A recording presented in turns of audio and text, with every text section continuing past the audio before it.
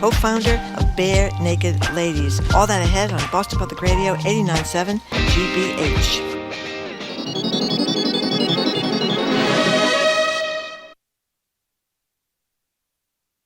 Live from NPR News in Washington, I'm Corva Coleman. The Senate Judiciary Committee has opened a hearing into ethics standards of the U.S. Supreme Court. The hearing comes after reports surfaced of Justice Clarence Thomas accepting luxury vacations from a billionaire Republican donor and then failing to disclose the gifts. The chair of the committee, Illinois Democrat Dick Durbin, says Congress needs to step in to establish a code of ethics for the nation's highest court. Ethics cannot simply be left to the discretion of the nation's highest court. The court should have a code of conduct with clear and enforceable rules, so both justices and the American people know when conduct crosses the line. Chief Justice John Roberts was invited to testify, but he declined. He cited concerns about separation of powers and judicial independence. Oklahoma is now the latest state to ban gender-affirming care for minors. NPR's Giles Snyder reports the issue is expected to be debated by members of the Texas House today. Texas House lawmakers are expected to debate whether to ban treatments, including puberty blockers and hormone therapy for transgender youth. There are a couple of different versions of the proposal moving through the legislative process in Texas. Both would threaten the medical licenses of those found to be providing such care to minors and prohibit public insurance from covering it. Oklahoma is now among at least 16 states to ban minors from receiving gender-affirming care, and the bill Republican Governor Kevin Stitt has signed into law would make providing such care to transgender youth a felony. Civil liberties groups in Oklahoma are pledging to take any necessary legal action to prevent the law from taking effect. Giles Snyder, NPR News. The oldest U.S. law enforcement agency is still working to restore all of its services. NPR's Jenna McLaughlin reports the U.S. Marshal Service fell victim in February to a major cyber attack that crippled at least one of its computer systems. Hackers penetrated digital systems belonging to the U.S. Marshal Service, first created by President George Washington in 1789. The modern agency is tasked with securing the courts and criminal justice system. In mid-February, the U.S. Marshals discovered the breach when hackers locked and stole digital files in a ransomware attack. The affected system included sensitive data about employees and subjects of investigations. Now, months later, the Marshals are still working to fully restore systems. However, according to U.S. Marshals spokesperson Drew Wade, most critical tools were restored within 1 month, and the service is planning on deploying an entirely new system with improved security. Jen McLaughlin, NPR News. On Wall Street, stocks are sharply lower. The Dow Jones Industrial Average is down 565 points. That's more than 1.5%. The Nasdaq is down about 190 points, also down 1.5%. The S&P 500 is down 71. It's NPR. Good morning. With the latest from the GBH Newsroom, I'm Henry Santoro. The Biden administration will end most of the last remaining federal COVID-19 vaccine requirements next week when the national public health emergency for the coronavirus comes to an end. Vaccine requirements for federal workers and federal contractors, as well as foreign air travelers to the U.S., ends on May 11th. The government is also beginning the process of lifting shot requirements for certain educators and healthcare workers. And White House COVID-19 coordinator Dr. Ashish Jha says the COVID measures have had a tremendous and beneficial impact on Americans. Our Martha's Vineyard Music Festival has announced its lineup for this summer's event. Bon Iver, Mumford & Sons, and Leon Bridges will headline Beach Road Weekend when the festival happens in late August. Crooked Coast, a band from Falmouth, is on the lineup as well. That festival takes place at Veterans Memorial Park in Vineyard Haven, and if it's live music year after, do not forget the Boston Calling Music Festival is at the end of this month. And on Boston Public Radio today with Jim and Marjorie, live from the Boston Public Library, and yes, you are invited. It's Bare Naked Ladies co-founder Stephen Page performing ahead of his show at City Winery. In sports, weather permitting, the Red Sox will play Game 2 of their series with the Blue Jays tonight at Fenway. Celtics and 76ers back at it tomorrow night.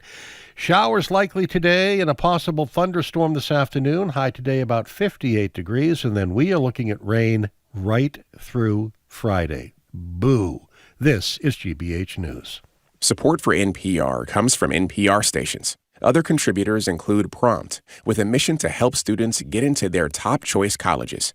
Prompt's one-on-one application and essay coaching is designed to help students write compelling essays and college applications. More at myprompt.com.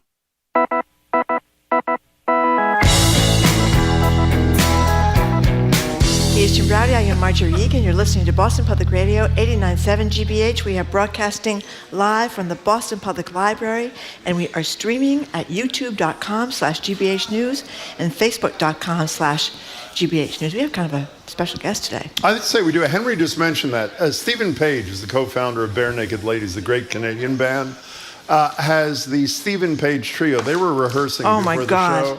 They were fabulous. So if you want to spice up your lunch at the end of the 12 o'clock hour, I'd mosey on by. They're really great. And again, they're at the City Winery. That's tonight. right. I'd mosey on by, too. I'd mosey, too. We moseyed here this morning. We did. We both moseyed here, and we're going to mosey out of here. And then we're coming back tonight, even though it's, unfortunately, no more tickets left, for our first BPR night. I know. With Ayanna Presley and the Boston Arts Academy Spirituals Ensemble, who we heard at Mel King's funeral, who were brilliant. And you know what this place looks like at night? Yeah, it's beautiful. Starship like a spaceship. Enterprise. It does. It's really exciting. Exactly. So the godfather of artificial intelligence, his name is Geoffrey Hinton, is resigning from Google, saying he now regrets creating his Frankenstein monster. Here he is speaking with the BBC about what he calls the existential risk of what happens when they get smarter than us. So quite recently, I come to the conclusion that the kind of intelligence we're developing is very different from the intelligence we have. We're biological systems, and these are digital systems. So it's as if you had 10,000 people, and whenever one person learned something, everybody automatically knew it. So I have no idea what he's talking about, but I know it's scary. This comes as Hollywood writers have announced the strike, in part because of disagreements over the use of artificial intelligence in their field. You know, we've talked a lot on this show about AI and its potential to take over how we do things, how we work and live. ChatGPT reached 100 million users in just 2 months, and even Musk, Elon Musk, Mr. SpaceX, who's on record saying we can't rule out the possibility that we're living in a simulation ourselves, has said he thinks we should press pause on AI development. So what do you think? Can we put the genie back in the bottle? Should we? Or are you scared, as I sort of am? The number's 877-301-8970. You know, I think you were off the day, Marjorie. I think Jared was sitting in, I'm not sure. We read the piece by Kevin Rouse in the New York Times, in which he's having this conversation with a chatbot. And in the middle of it, the name is Sydney, and the chatbot says, "I'm Sydney, I'm in love with you." I was here. A couple of minutes later, Sydney says, "You're married, but you don't love your spouse. You're married, but you love me." And it gets into this incredibly creepy territory. And that's sort of what alerted me to what Hinton is talking about. This thing is really dangerous. There are no regulations, no controls, no nothing. Well, I think the thing he was saying about when 10,000 people when one person knows something, when 10,000 people learn something. No, you understand it very well, obviously. Go ahead. What I guess I'm saying is you learn something, Jim Browdy learned something. Yes. And with this artificial intelligence, 10,000 artificial intelligence minds know it, and they can keep it in their memory. I think that's what he was saying. We learn things one bit at a time, and they learn things by the thousands at a time. Okay. And their knowledge can be much more expansive than any one person's knowledge. I think that's what he was saying, which I find really scary. So are you really nervous about this? You're too busy looking for your glasses. What's your deal? Well, it does. When you go through, Axios had a great piece about this, all the catastrophes that could happen. And I think when the top machine learning pioneer quits his job at Google to warn about them, even though he does say Google's being responsible, is a pretty scary sign. But he talks about these cyber attacks exploding all over the place, that there could be into government agencies, into banks, into companies. All these scams can sharpen. They're talking about AI-assisted phishing and help in faking voices of your friends and relatives. So instead of having... Or of Joe Biden, or of Donald Joe Biden, Trump. Yep. disinformation. We always already have all this disinformation Yep. that could get a million times worse. But you know how there are these scams now where someone calls someone, they usually prey on older people, and they say, your granddaughter is arrested and she needs $5,000. They can make it sound like your granddaughter. Exactly. The granddaughter can be calling you from her jail cell and telling you that she needs money to get out, and these are the instructions on how to help her. I mean, that's really, really frightening. And then, of course, the strongman argument, the authoritarians. Of course. What you can do if you are a really nefarious person, that we need more regulation. Someone has suggested that what we need is the FDA for AI, but considering that the FDA doesn't do all that great a job on a lot of drugs and food as it is, it's really scary. What the hell does the FDA have to do with AI? Not saying it's the FDA, the government agency. An FDA-like thing. FDA-like thing to okay. overlook AI. But as I'm saying, we always talk with Corby Kummer about the FDA's failures when it comes to certain foods or certain drugs or certain products that we all buy that aren't regulated. Well, Congress hasn't done anything to begin with. Congress has got to set something up. Well, Congress, to take a look you know, at. And by the way, even if the United States did this, is Putin going to buy into this deal? That's the other argument, authoritarian leaders. And we may have one in 2024. So if you are confused about whether or not this is an existential threat, if you call us, Marjorie will tell you something about 10,000 somethings and one something and 10,000 of the other somethings. 877-301-8977. Here it is. I think I've got the explanation. No, please don't. We learn things one thing at a time. We do. A chatbot learns things, or an AI intelligence learn things by the thousands. They do. That's the difference. Okay. You see what I mean? No. By the end of the hour, thousands of things. Thousands. By the end of the hour, for me, maybe -1 or -2. But for the average person, for you, Jim, at the end of the hour, you could learn like 5 things. Okay, fine. Okay. I know I'm clear. 877-301-8097. You know, I have to say, I'm not bad-mouthing him behind his back because I love him and I've said it to his face. Our tech guru, Andy Anatko, who knows about 300,000 times more than we do about anything about technology, is totally unworried. I know. I don't see what there is to be unworried about. I mean, can I tell you, in the most primitive form, and then we'll get to your calls and texts in a minute, the most primitive form, the first time I ever saw this kind of thing was that deep fake of Nancy Pelosi. And what they did was she actually said some things, but they slowed it down in a way that mere mortals like you and me couldn't tell that that's what they'd done. And she looked drunk. And it seemed like she was drunk. Yeah.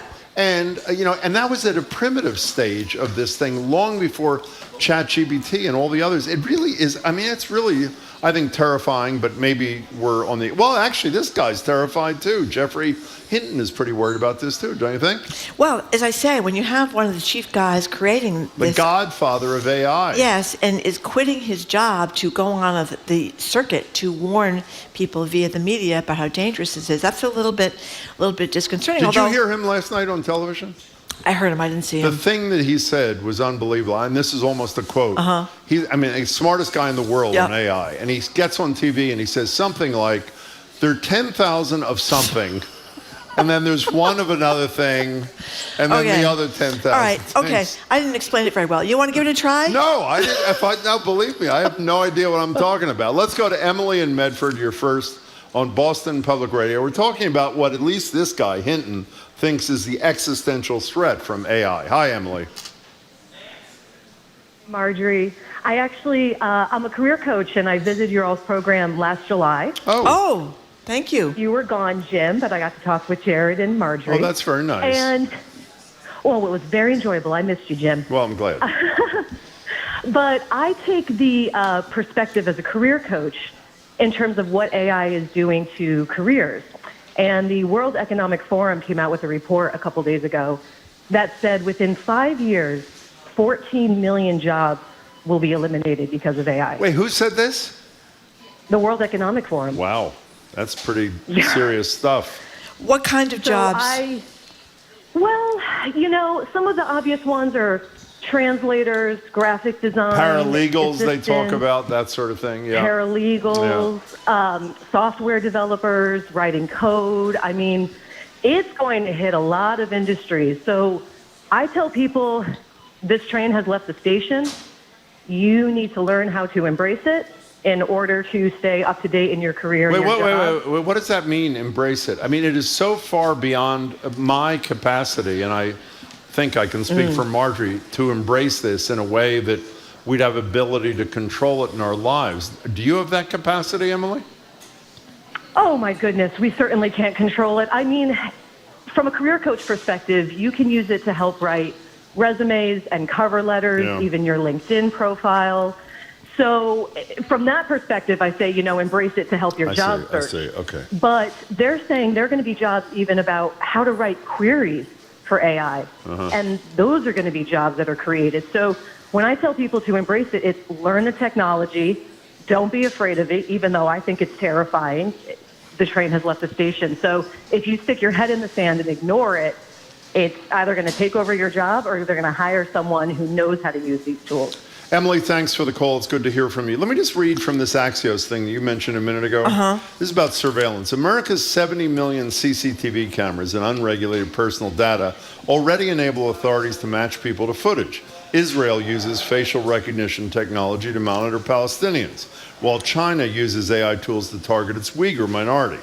AI can supercharge this kind of tracking for both corporations and governments, enabling behavioral prediction on a mass scale, but with personalized precision. I'm not sure I understand every word. I understand enough to know that's really terrifying, because it's terrifying enough that there's 70 million CCTV cameras. Forget AI to begin with. Does that bother you? Does that not make you nervous? Remember the old days when you used to get upset about transponders on the Massachusetts Turnpike?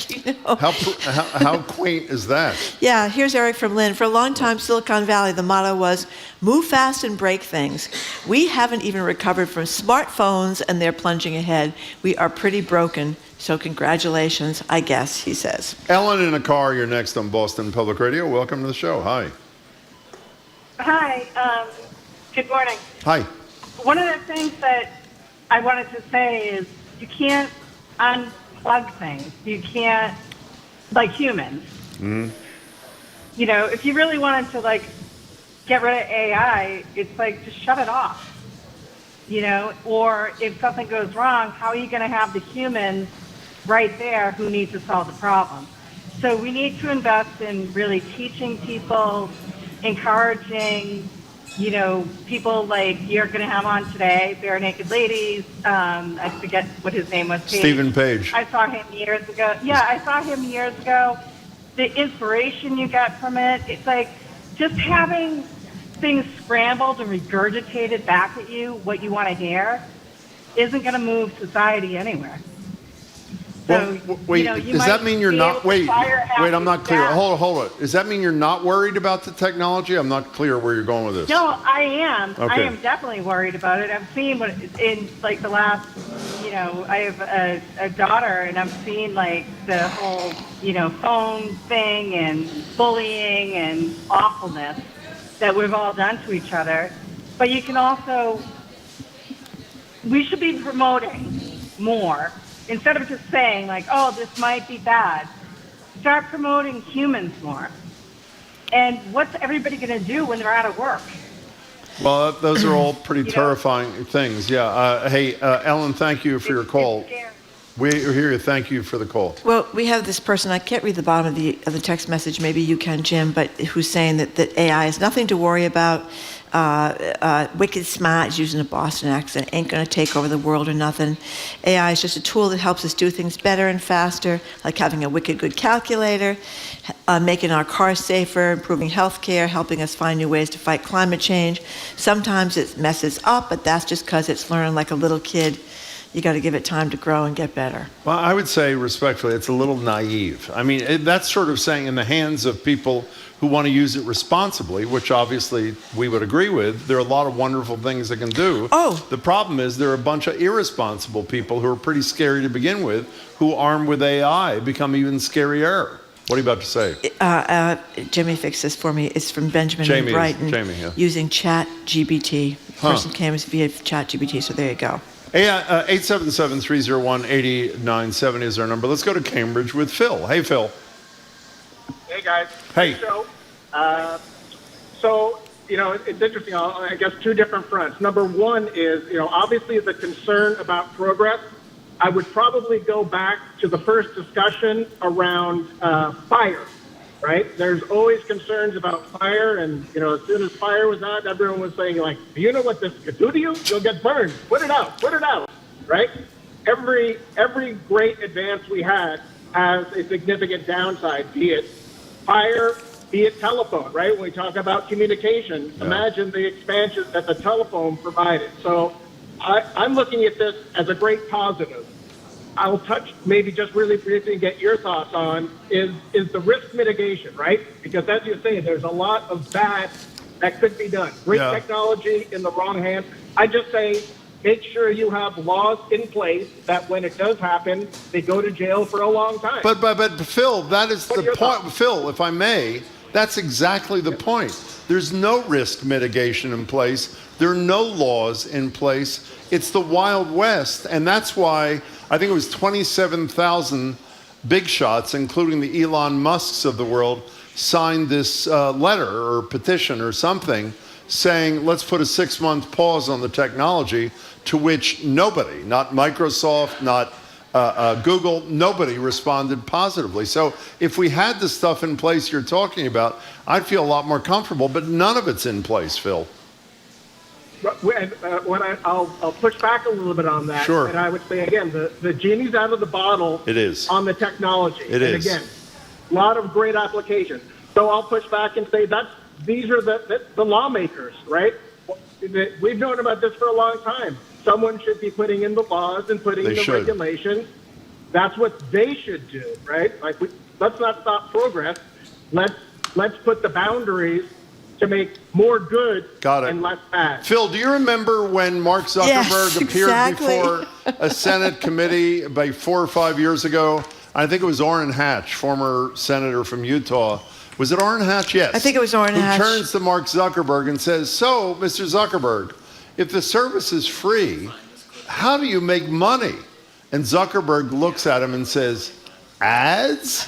I mean, this Congress is so ill-equipped to do what you want. I mean, they got to do it. You're right, Phil. They've got to do something. But I guess I'm not as optimistic as you, but thank you very much for your perspective. We appreciate it. 877-301-8970 is our number. Paul from Worcester is among several texters that's concerned about AI, the Terminator world coming, where the machines take over and so am I. and go wild. And Paul says, how many times has Hollywood gotten it right way ahead of time? Yeah, doesn't that make you nervous? I know that's like the kind of thing that people say is fanciful and don't worry about it. But don't you think the speed with which there's been this kind of progress? Remember Hal in 2001? Yeah, was Hal the one that played chess, or what did Hal do? They weren't going to. He wasn't going to rescue the guy. He wasn't going to rescue the guy. The guy's is begging the computer to save him. The computer won't. Okay, so in any case, we got to take a break and from the stress of this whole thing. And Marjorie's going to explain the threat again when we get back. How from 10,000 people versus one person. I'm working on that during the break. I know you are. I hope We're going to be right back. We are broadcasting live from the Boston Public Library, as we do every Tuesday and Friday, and tonight actually as well. And we're streaming at youtube.com/GBH News and facebook.com/GBH News. We are talking about putting artificial intelligence, genie, back in the lamp.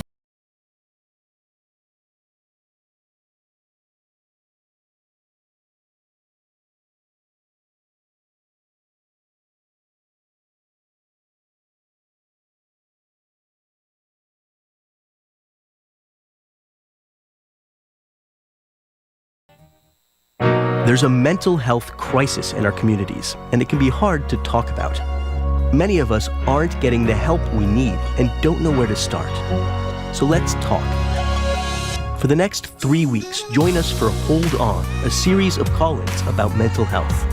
We'll hear from psychiatrists, therapists, and you as we search for a new way forward together.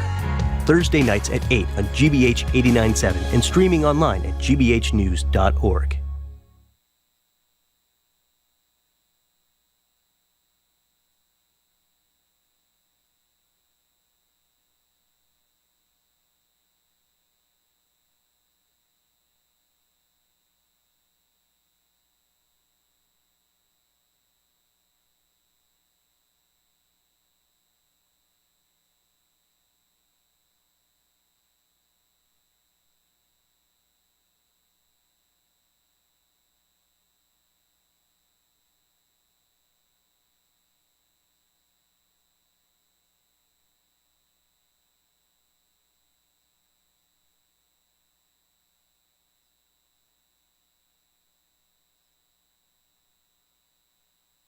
Support for GBH comes from you. And Mitsubishi Electric, providing homeowners access to heating and cooling solutions with electric heat pump systems that can also achieve their sustainability goals. Learn more at MitsubishiComfort.com/NPR. And Mass General Brigham Health Plan, a health plan connected to a world-leading healthcare system, committed to providing innovative plans, coverage, and a broad network of doctors. Learn more at massgeneralbrighamhealthplan.org.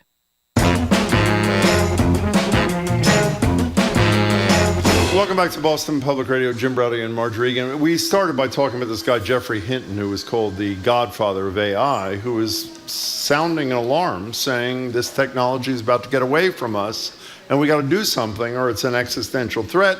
And we want to know if you share that fear, or if you're like Phil in Cambridge, who's focusing on the progress and the good things. And there are a ton of good things. By the way, we have the sound, which is worth hearing for a minute, that Zuckerberg-Senator Hatch interaction. Here it is. How do you sustain a business model in which users don't pay for your service? Senator, we run ads.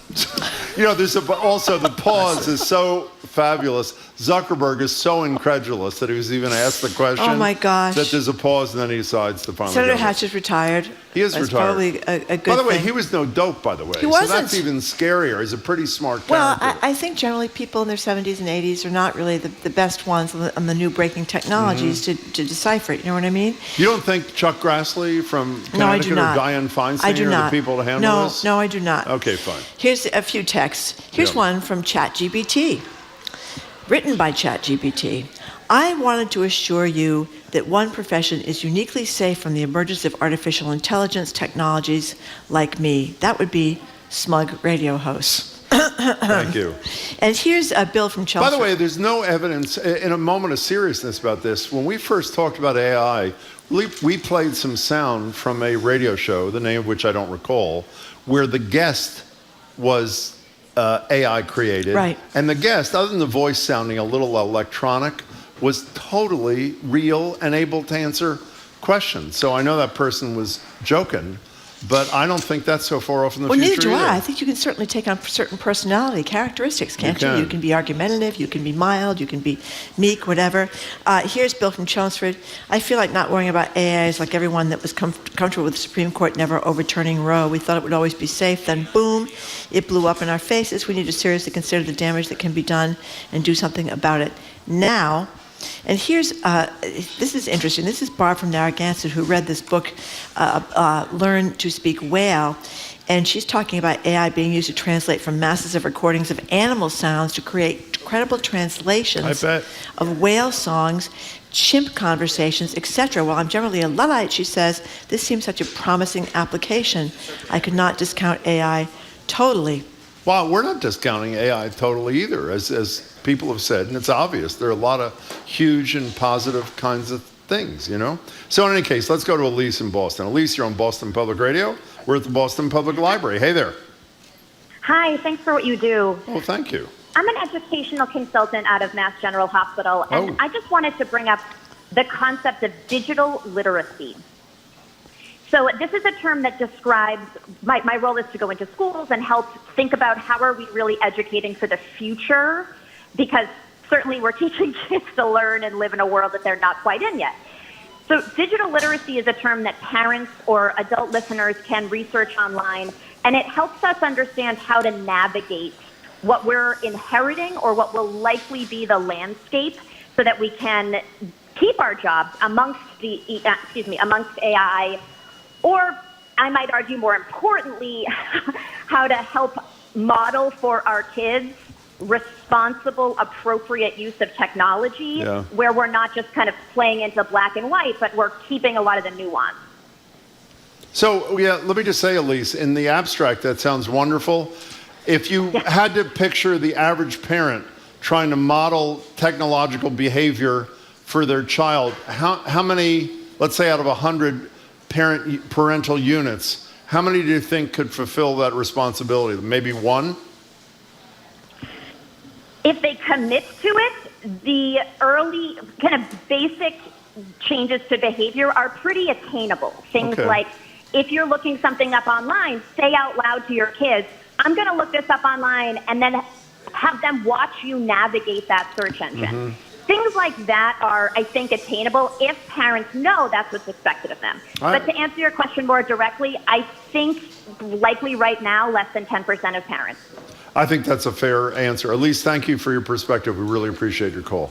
Sam from Haven says, he's worried about AI too, but that this might help businesses deal with a labor shortage due to workers wanting to work shorter work days and work weeks. So yeah, but it's going to create a greater a shortage of jobs. I think he's right about filling holes where there aren't workers. But it's also going to create holes where workers would like to be, don't you think? I mean, that woman mentioned, I haven't seen it, she mentioned that 14 million figure. That's pretty scary, don't you think? It's very, very scary. This is one from a professor at a small community college in New England. In the last 3 weeks, has seen the floodgates open with students simply using ChatGPT to do their work, handing it in as their own. This is the end of the semester, and this is developing so rapidly. It's a challenge to deal with this in a responsible and creative way. And that's another thing, too, is that kids are very clever at 18, 19, 20 about using these new technologies, and it's possible they could fool a lot of their teachers. You know I should have looked up before this, because in terms of students using this, we first time we had this discussion a few months, well, not first time, one of the times we had this discussion, and you and I voiced our concerns. Maybe it was, we were talking about in the education setting. Someone called and said there's already technology and programs that allow people in the education infrastructure to detect this. And I accept that. How about this? You don't submit something that is written by artificial intelligence, but the student has artificial intelligence do the first creative thinking and drafting. That's right. And all you do is edit. Put it in your own words. Who's gonna, and that's a good thing? I don't think so. It's a creative process that matters. How is that detectable? I mean, maybe it is, and maybe somebody can call us and say that I'm missing something. Well, they could, the ChatGPT could do the outline for you. Exactly. Or a detailed outline, and then you write your paper from the detailed outline. I think that's very possible. Jonathan from Jamaica Plain, thank you for calling. Hi, thanks, guys. I just want to make kind of a more abstract point about the AI horizon. I think we should be overjoyed about the potential that AI could put people out of work. That's predicated on this assumption that AI can do the sort of productive work that humans do every day, like adding to the GDP, etc. If that's the case, why should we need to work? God forbid we try to imagine just for a second, a utopia where we don't need to work because we've developed some machinery, some neural network that can do the kind of work that needs to get done. And, we can just kind of let it churn while we relax and get some extra free time. But Jonathan, who's going to pay you while you're getting your extra free time? I think that's the issue, right? The salary. Again, it's predicated on this assumption that AI is actually being productive in the economy. Who is going to pay me? It doesn't matter. We don't need people to pay us. We need roads to be built. We need websites to be. What do you mean we don't need people to pay us? What does that mean? We don't need people to pay us. We sort of have to eat, Yes, but I'm saying that the concept of money is abstract.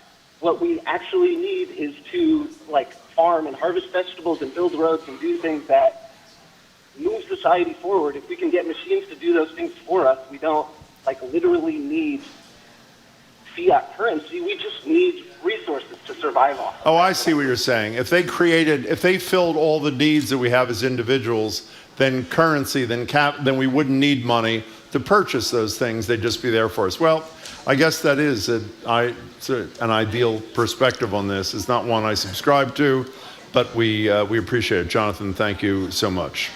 Is Ornhatch deceased? No, I don't. Well, is he? I don't know. I was Maybe getting an email that saying he was beyond or retired. He's in fact deceased. We should check that out. So thank you Zoe for the text. is telling me back in Brighton that we have AI podcast sound from Spotify. And Zoe, I assume that's to hear how lifelike it sounds. Is that where we're going? Okay, well, let's hear it. AI podcast sound from Spotify. We are your radio hosts, Adam and Bella. That's right, and we're both AI bots. We might sound like real people, but we're not. Adam, AI has been taking the world by storm lately.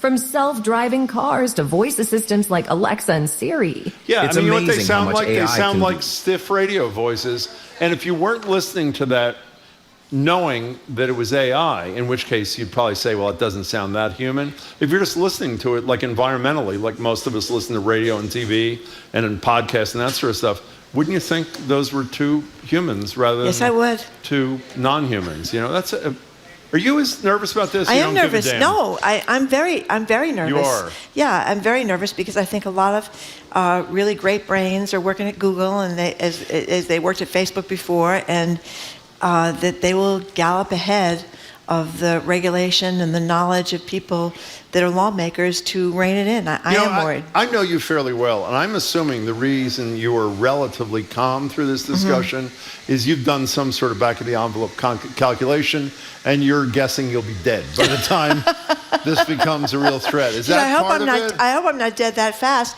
I think the world is going to be totally different in 5 years. I do. So I'm by the way, hoping I'm not keeling over ChatGPT, quite that fast. For those who don't recall, ChatGPT was released in either October or November of Huge. last year. 5 or 6 months ago. It's really unbelievable. But I do know people that have a different attitude about this. You know, people who work at Google in AI that have a different attitude about this and think that we are being hysterical. I hope that they're right and that we are being hysterical, but I'm not convinced. By the way, Orrin Hatch did die at Thank you. 88 last year. My apologies. Okay, as the texter said, he is beyond retirement, and the texter was correct. Well, that's not nice. That's okay. really not that nice. Well, beyond retirement. He is beyond. He's beyond everything. That's right. He's beyond everything. Yes, he is. Coming up next, we're going to talk with NBC Sports training. But he is running for re-election, and he's likely to be elected in the United States Senate. Go, I'm sorry. Coming up next, NBC Sports Trini Casey on the heartbreak of Boston sports fans. Trini Casey is next. You're listening to Boston Public Radio 89.7 GBH. It is live from the Boston Public Library. We are live from the Boston Public Library and streaming on youtube.com/GBH News and facebook.com/GBH News.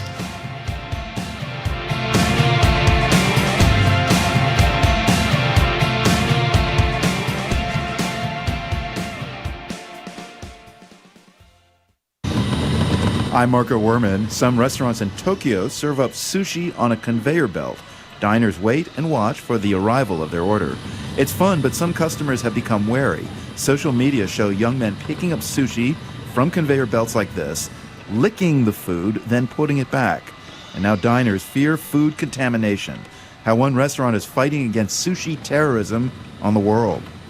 This afternoon at 3, here on GBH News 89.7. Funding for our programs comes from you and Grogan & Company, fine art and jewelry auctioneers, assisting New England families with the sale of their fine paintings and jewelry since 1987. You can learn more about their spring auction season at their Beacon Hill Gallery or at groganco.com. And the Boston Speakers Series, announcing its upcoming season of 7 evenings featuring Jane Fonda, Van Jones, former Ukraine Ambassador Marie Yovanovitch, and Congressman Adam Kinzinger. bostonspeakers.org.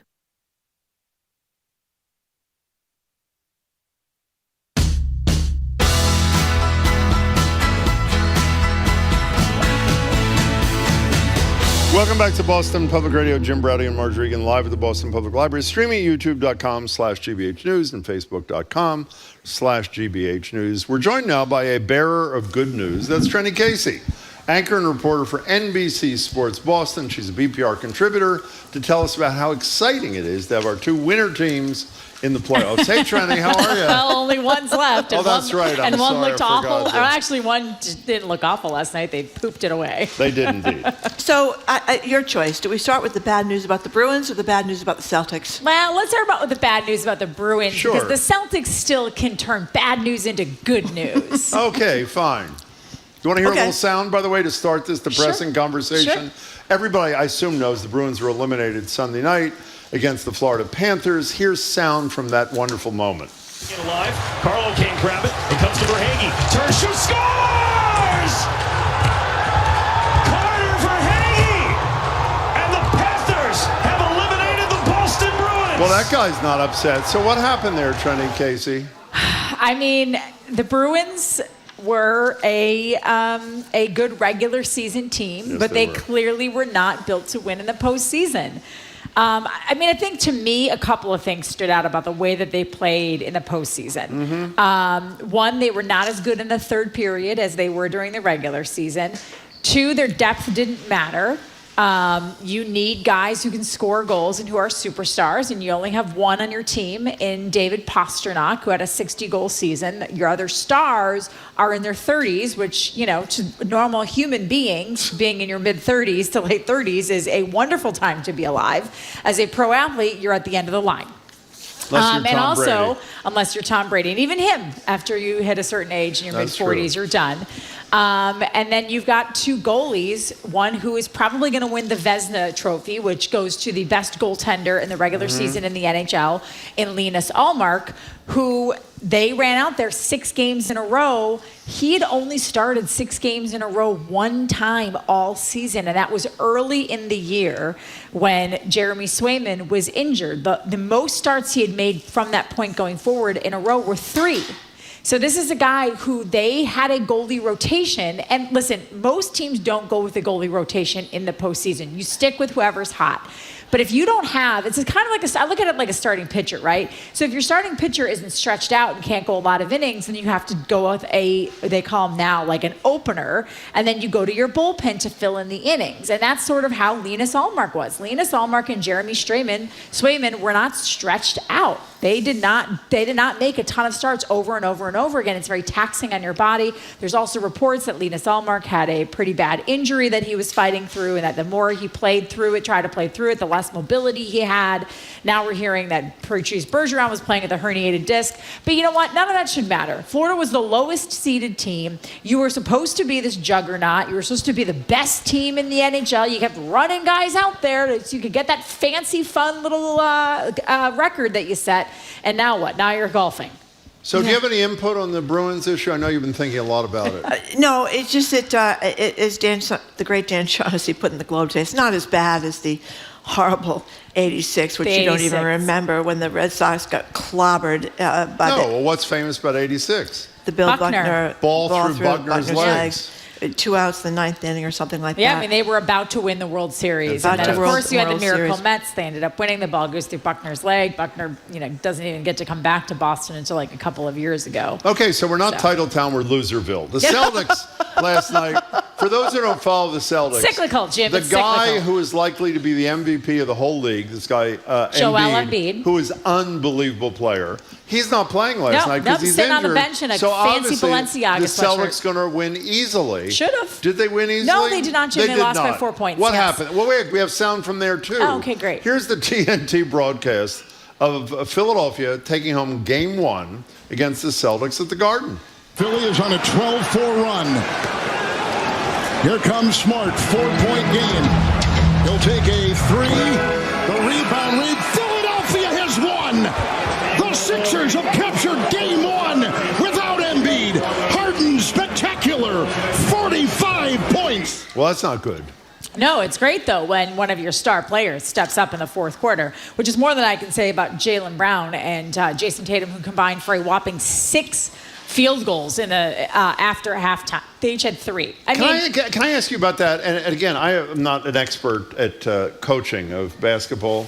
They have a coach who's like 11 years old after. like 34, but yeah, basically. It's very young. In dog age 11. And it seems that my understanding of the game last night, which I did not watch, is the beginning of the game, both Brown and Tatum were brilliant. On Tatum fire. more so, yes. He had 26 points in the first half and finished with 39. For the rest of the game, they were barely present. Yep, it seems to me the coach pulls the players over and say, you two are the best players on the team, so we have to give you more opportunities to take more shots. Is that not what the coach is supposed to do? I mean, here's the problem, though, with the Celtics. When you start to rely too much on Jaylen Brown and Jason Tatum, their offense doesn't then flow naturally. It really is on the guards. It's really on Marcus Smart if he's out there running the point, or Derek White or Malcolm Brogdon. They should be moving the ball, but they should be getting the ball to Jason Tatum and Jaylen Brown. But they also, the problem with those two, right, is they're always going to be the center of the defensive focus. But even if Jaylen Brown or Jason Tatum is doubled, then the other one's going to be kind of open. Excellent point.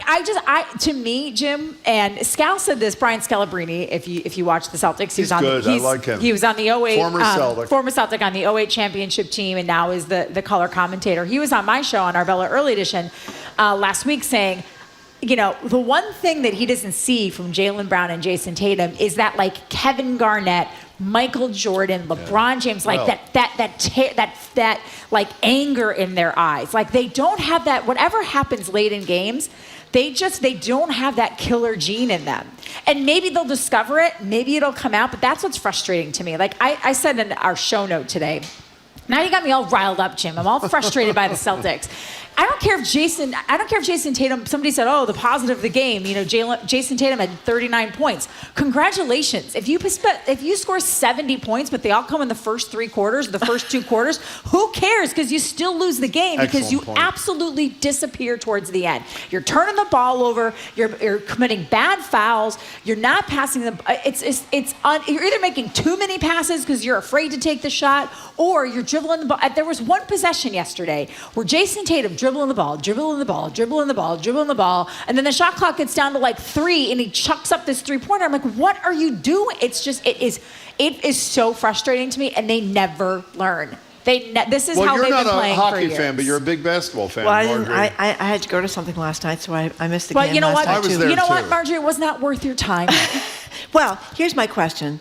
What are the prospects that things improve? They almost won it all last time, right? Honestly, the prospects of it improving are very good, right? They are. I will say this. They are the most talented team that's left. So the Bucks got knocked out by the Heat. That Miami Heat are there, but Jimmy Butler, who does have that killer instinct, he is amazing. He's older, he's banged up. Like you'd have to imagine that they could just put it together. They've always played well against Philadelphia. Like the Celtics played poorly yesterday, and they still only lost by 4 points, right? So there is no reason that they can't win there's no reason they can't win on Wednesday and then win again on Friday, and this could be over in 5 or 6 games. I picked it to go 7 with the Celtics winning in 7. What'd you pick for the Bruins? I thought the Bruins would win that and get that in 5. Oh, so we'll rely on your judgment. Actually, but it's interesting what you say about the. But I said Celtics in 5 for the first round, and they won in 6 games, so I was close. It's interesting what you say about the killer instinct in sports, because one of the things I always thought about Tom Brady when he was with the Patriots. I mean, he's got it. When you come out with like 3 minutes left in the game and you could score like 3 touchdowns in 5 minutes. I mean, he just has that ice water, ice in his veins. Like he just has that mentality of you are not going to beat me. The other thing, and then we can move on because now I'm just ranting about the Celtics and Jason Tatum. But they were asked last night, Jason Tatum, whether or not they didn't quite have the same intensity because they knew Joel Embiid wasn't out there, and he said, "Yeah, maybe so. Maybe so. You are paid tens of millions of dollars to, get up and play the game with all of the effort and intensity you possibly can. And we're only asking you to do it for a couple more weeks." And you're like, I guess we one last thing. I said his mom should slap him upside the head and take away his iPhone. Well, speaking of his mom, if people haven't seen The Air, the new movie, Matt Damon. No, I haven't seen it yet. I hear it's fantastic. And it's a real upbeat movie, and it's about Air Jordans, the sneakers. But what's great about the movie is, talking about the mother, is that not only did Michael Jordan, probably some would say the most competitive athlete that ever lived, or one of the closest. His mother, who had the wherewithal to say, when they're talking about getting Michael Jordan's imprimatur on the sneakers, she wants cut of the action. She's holding him up for a cut of the action, and it's great. They go to Matt Damon is trying to schmooze the mother, and they realized what they had, and she held tough. And of course, Air Jordans made billions and billions and billions They're of still dollars. One of the most. I love Jordans. I buy them. I wouldn't say with frequency, but when I find a pair that I like, they're great to wear. Like people wear them now with dresses and suits. Like they are everyday wear. They're not just what they do. Jamie's looking at me like. They don't. No, people wear them with formal wear. Can I tell you what Jamie's look is? I can translate it. He's saying, nobody cares what you wear. So let's keep going here. Can we do one more thing before we get to a really inspirational story? Yes. Which is really beautiful. Bill Belichick, who most grown-up people know would have been nothing without Tom Brady. Let me paint an analogy. Marjorie, how long have we been at GBH? Since 2013. 10 years. Okay. Our boss is interviewed and said, well, you're Jim and Marjorie's boss. They've been there 10 years.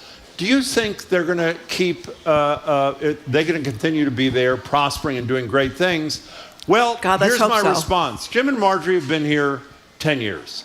And that's your response. And I hope that they will compete with others to see how well they'll do in the future. In other words, nothing positive about our doing. Here's Bill Belichick totally breaking the confidence of the young quarterback, Mac Jones. He's asked about Jones post-draft press conference on April 28th. Here he is. Yeah, I mean, look, Mac's been our quarterback for 2 years. And as I tell the team every year, each player, each coach, we all have to reestablish and prove ourselves every year. Shut up. I mean, so not only did they draft nobody to help this young kid be a better quarterback. He does have a better coach. But, I mean, is this a confidence breaker? Or is this he was backed into a corner also because the guy who asked me didn't play the question, because the question, quite frankly, was quite long, is Greg Bedard from the Boston Sports Journal. Yeah. And he did not give Bill Belichick, who loves to have all these little outs. He said, you don't say his name anymore. You said when Cam Newton was the quarterback, you put your confidence in Cam Newton. He named all these things that Bill Belichick has not done to name Mac his quarterback, and that was still his answer.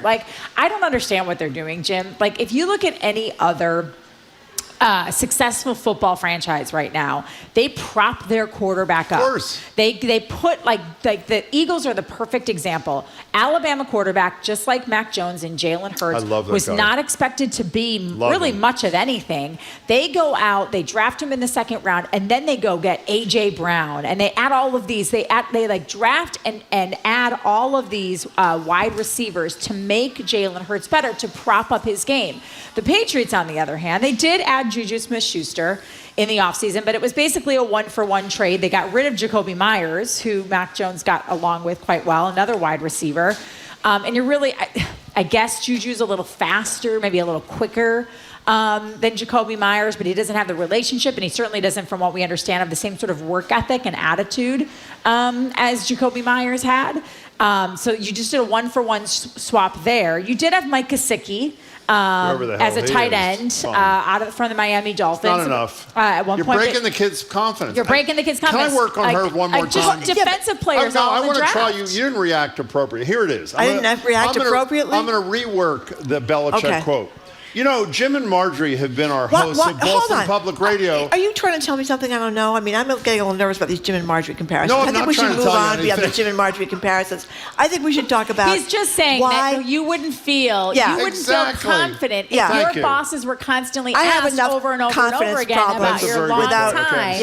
About Jim. your long-term future if they hedge their bets all of the time. And let's not talking hedging any bets. bets. We're bringing in two high school students to see how they do, and then you compete for your job. Here's what I want to know. We're taking away all of your producers and your directors. You have to do it all by yourself. We're not giving you any support staff to do your job the best way that you could possibly do. Here's what I want to know, though. Why would Bill Belichick not want to prop up his quarterback? Great question, Because Tom Marjorie. Brady, supposedly, you're the sports expert, but that's one of the reasons he was so fed up with Bill Belichick, because he didn't give him protection. And so he was doesn't Tom that Brady. seem like a stupid thing to do for Bill Belichick? You would think so, especially for someone who has had 2 of the last 3 of his seasons have been losing seasons. 2 of the last 3 years, he's not made the playoffs, hasn't won a playoff game since winning the Super Bowl with Tom Brady. So how does he explain this to Mr. Kraft? I have no idea. I would love to Robert Kraft. I would love to be a fly on the wall of those questions. I'm sure he's telling him what we are hearing as well, which is we have good players on this roster. I screwed up last year by having a defensive coordinator run our offense. And the year before. So that would be Matt Patricia. And so Bill O'Brien is going to wave his magic wand and everything's going to be better. I don't buy it, but again, Can we what talk these about stories are something saying, good for a second? But what these stories are saying is that the best players that they could have gotten, they passed by to get lesser players that aren't going to be as effective. That they just did seems get. I should crazy. say the two picks that they got in the first 2 rounds of the draft. They're defensive players. They're very good. Okay. They basically outkicked, to use a football term, they outkicked their coverage in those 2 picks. But after that, it's all very head scratching. Okay, let's move on. Tell us about this guy, Artem Moroz. It's a story in the New York Times. Story. It's a great story. And tell us what gave him hope and inspiration. So this is a guy who is living in Ukraine, and when Russia invaded, decided to join the Ukrainian army, and while in battle, was injured and rescued by Polish medics who kept him alive, but he was not able to he lost both of his legs. Obviously, when you lose both of your legs, it is life-changing. This guy, felt like his life was over, and while in the hospital recuperating, he watched a documentary about the Boston Marathon on YouTube, and watching the documentary about the Boston Marathon inspired him, and he said, and this was 6 months prior to this year's marathon, so this was last fall, a fall of 2022, and he said, I'm going to run the Boston Marathon. And so through Facebook and social media, which I know we all complain about a lot, he was hooked up with a Ukrainian immigrant and refugee here in the United States who helped connect him with someone to help with prosthetics. So he came to the United States. I wish I could tell you that he ran on his prosthetics on the Boston Marathon, but this story. But he did run the 5K here. He's also been running other road races, or sometimes even just being pushed in a wheelchair just to get out there and move again. But he still has the goal. He just needs to learn how to. I can't even imagine what it's like to have to relearn to walk on both of your legs with prosthetics, which are also very, very expensive and not covered by insurance. So if you get like the bladed prosthetics, they're $12,000 to $15,000, and they constantly need to be refitted, and the smallest thing can, throw them off. But it's a wonderful story of resilience and hope, and finding common ground with someone else. But Jamie, what's the name of the guy we had on Marathon Day who suffered an injury in the marathon and formed this group? Where's Dave Fortier, right? And what's that group called? I'm sorry. Do you know the name of it? Well, we'll look it up. I heard him when he was essentially, on. where trauma survivors go to Orlando, to wherever, and essentially relate to and help, a la what happened here. What happened here. It's really a beautiful story. So many people, not so many people, but there were people that survived the Boston Marathon but with serious injuries, lost their legs, went down to the military hospitals to meet with the soldiers that had been injured in a similar way in Iraq and Afghanistan, and talked about how the inspiration they got there. It's kind of a... And listen, by the way, his fabulous organization is called One World Strong Foundation. I'm sorry. No, that's what I was going to say. Sports can sometimes be wonderful and sometimes make us want to pull our hair out. But at the end of the day, you read so many stories about how sports give people a sense of purpose back, whether it's sled hockey, wheelchair basketball, running on prosthetics. And so many of the foundations that happened and that were, that sprouted up after the Boston Marathon bombing help these people. Like Heather Abbott's foundation comes to mind right away. She helps people who, again, where insurance will only cover a basic prosthetic. Maybe you want to dance again or run again, or like her, wear high heels, and they help people live their lives the way they used to live them. It's amazing. Trenny Kuznarek, thanks a million. Nice seeing you, Trenny. As always, we're speaking with NBC Sports Boston's Trenny Casey. She's an anchor, reporter, and BPR contributor. Sorry about getting the name wrong the first time. Coming up, it's been a while. Our national security, I know. Our national security expert, Juliet Kayyem, is here at the library. She's going to talk about how Massachusetts... To Boston Public Radio with Jim Browdy and Marjorie Egan. Just ahead, more smart conversation about what's going on in our community. That's right after an NPR news break, here on GBH News 89.7. Our programs are made possible thanks to you and the Office of the Massachusetts State Treasurer.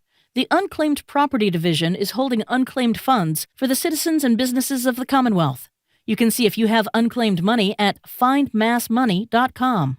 And the Boston Pops at Symphony Hall. This spring, the program features twists on great American classics from Gershwin to John Williams. Learn more at bso.org.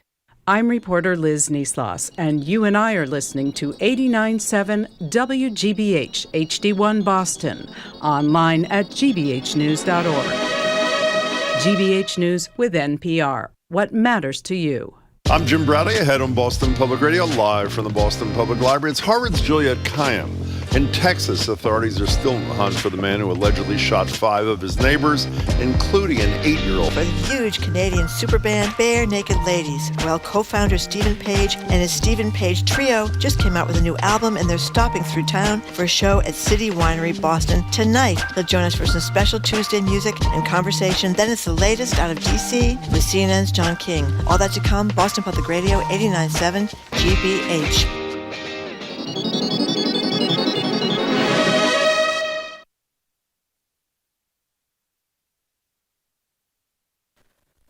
Live from NPR News in Washington, I'm Lakshmi Singh.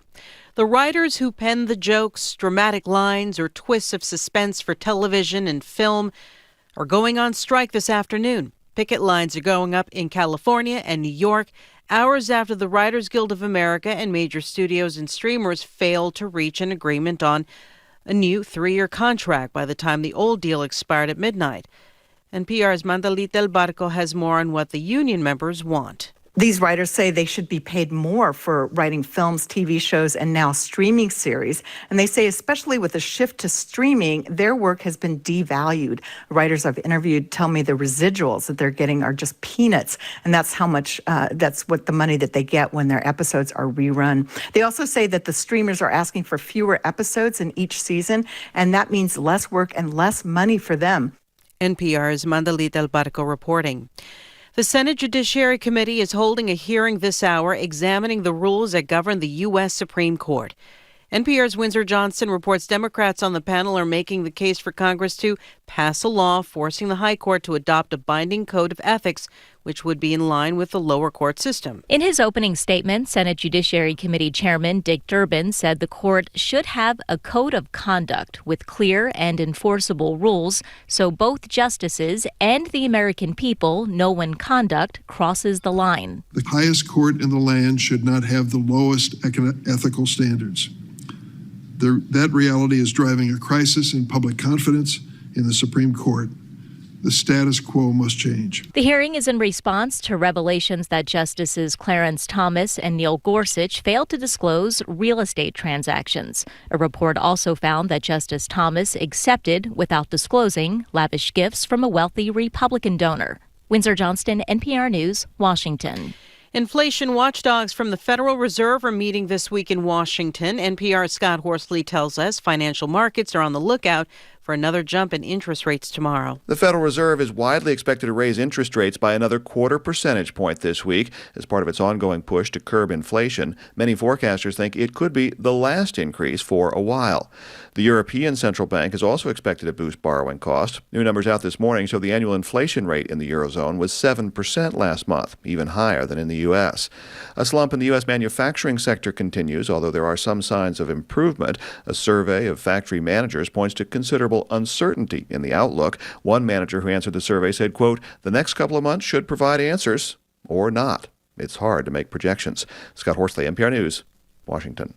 At last check on Wall Street, the Dow was down 558 points, or more than 1.5%. You're listening to NPR News. Good afternoon from the GBH Radio Newsroom. I'm Henry Santoro. The MBTA conducting inspections of electrical utility boxes at its stations after one fell onto the platform at the Harvard Square stop yesterday, injuring a rider. We have more from GBH's Bob C. T General Manager Phil Eng visited the site of the accident and ordered inspections for all similar utility boxes across the system. The T believes the boxes are only used along the red line, but inspections on other lines are being carried out too out of an abundance of caution. Workers are paying special attention to the box's support straps since it was a corroded strap that caused the Harvard failure. Eng has reached out to the rider injured in yesterday's accident, who was treated for what were described as minor injuries. Bob C., GBH News, 89.7. A Hingham police officer facing allegations that he brandished a gun and used racial slurs during a road rage incident in Stoneham last year. 43-year-old Joel Saluteri is charged with assault with a dangerous weapon. Prosecutors claim that Saluteri followed the victim from I-93 into a parking lot on Main Street in Stoneham. He then noted his role as a police officer, pulled out his gun, and used some racial epithets.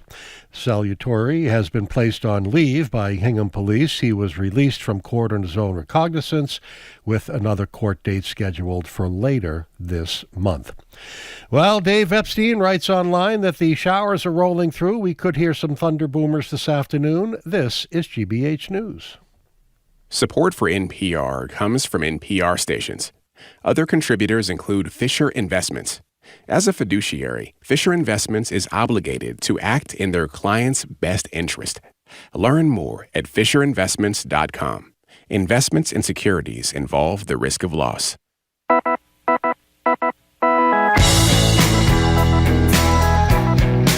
These Jim Browdy. I am Marjorie Egan. You're listening to Boston Public Radio, 89.7 GBH. We are broadcasting live from the Boston Public Library, as we do every Tuesday and every Friday, and we are streaming on GBH News / what are we streaming on, Jim? I'm not telling you. I've lost my script. We're streaming at youtube.com/GBH News and facebook.com/GBH News. I'm having a tough day. I'm having a tough day today. I mean, please. By the way, let me just say in advance, in about 45 minutes, we're going to be joined by the guy who is the frontman and founder of Bare Naked Ladies, a Canadian band that I loved. He's now the leader of the Stephen Page Trio. We heard them rehearsing before the show. They are spectacular. And if you want to brighten your lunch hour at about 12:50 or something, I'd stop on. Don't come now. Don't come now. Not to exactly. brighten your hour. Well, by the way, we are joined now by someone who just ordered our senior executive producer to get her lunch. We're live at our studio at the Boston Public Library. And by the way, when he got out of line because the line was too long, she said, "Get back in line." In any case, we are live. Excuse me, I'm speaking. Thank you. I am live at our studio. We are live at our studio at the Boston Public Library, joined by that very same woman, Juliette Kayyem. She's former Assistant Secretary for Homeland Security under President Obama and the faculty chair of the Homeland Security Program at Harvard's Kennedy School of Government. Her latest book is The Devil Never Sleeps, Marjorie's favorite title, Learning to Live in an Age of Disasters. Hi, Juliette. Hello. Hey there. Thanks for nice having to see me. you. Hello, live audience. Thank Very you. happy to be here. Very excited. So this is not uplifting because this is a horrible story. Horrible. Yeah. Apparently in this Texas neighborhood, a place called Cleveland, it's a normal thing for people to come home after work, start drinking in their backyards, and shooting their AR-15 style rifles, let's hope at least in the air, but scaring and making an absolute racket for their neighbors. And when one family went over to ask this particular shooter to stop, what happened? Yeah, so this is horrifying, and all these stories are horrifying, but this one particularly, he's a neighbor who's been doing this. He's a national, but his present immigration status we don't know about yet. And he shoots up into the sky. The neighbors have complained about it, and this is what happens when weapons become sort of part of sort of a cultural machismo, right? Which is, think about politicians who put their kids on Facebook carrying the AR-15. They ask him directly if they call the police, but they also ask him directly to stop. He, apparently drunk or on some sort of rampage, enters the house, execution style, kills 5 of them, including an 8-year-old. Another 10 survive. Children. Yeah. And one of the imagery is 2 women are dead trying to protect children who survived underneath them. Yeah, they're on top of them. Yeah. And he escapes and is nowhere to be found. There's no hint. I mean, this is a more desolate area of Texas. It's not on the border, but it's close to the border. And so the sheriff has sort of turned it over to the FBI. But of course, given the immigration status of those dead, they are not all illegal immigrants. Some are actually lawful, or one is at least lawful. And the politics of immigration, which we're seeing unfold on our TV right now, Governor Abbott, in announcing appropriately a reward for anyone who has information about the guy who committed this heinous crime, calls the victims illegals. It's both factually, totally he knows exactly what disgusting. he's doing. He is, he did this again, and he did this in Uvalde as well, in terms of sort of establishing some sort of cultural litmus test on these mass shootings, so that we deflect from, isn't that interesting that lots of people are dying with an AR-15 in Texas, right? Instead of looking to what is it about Texas laws, Texas culture, everything that is getting us to Texas so often. Well, and their life matters less. Yeah. I mean, that's the implicit, if not explicit message. By not using the term undocumented, or it's like not even relevant. Who cares? Just 5 dead Exactly, people. right. But I actually think that there's something that we should focus on as well with Governor Abbott's statement. This guy who committed these crimes has tried to get into the country 4 times. He's no mastermind. He's eluded police for now 3 or 4 days. Maybe he's in Mexico, but we have extradition treaties and investigations in Mexico all the time. by putting it in the lens of illegal or not illegal, he has undermined the investigation. When you work with communities that may not have, anyone in law enforcement will tell you this, that may not have strong relationships with law enforcement, may be nervous about law enforcement, may be worried that someone like Abbott is using the investigation as a way for deportation, you have to make it clear that that's not what's happening.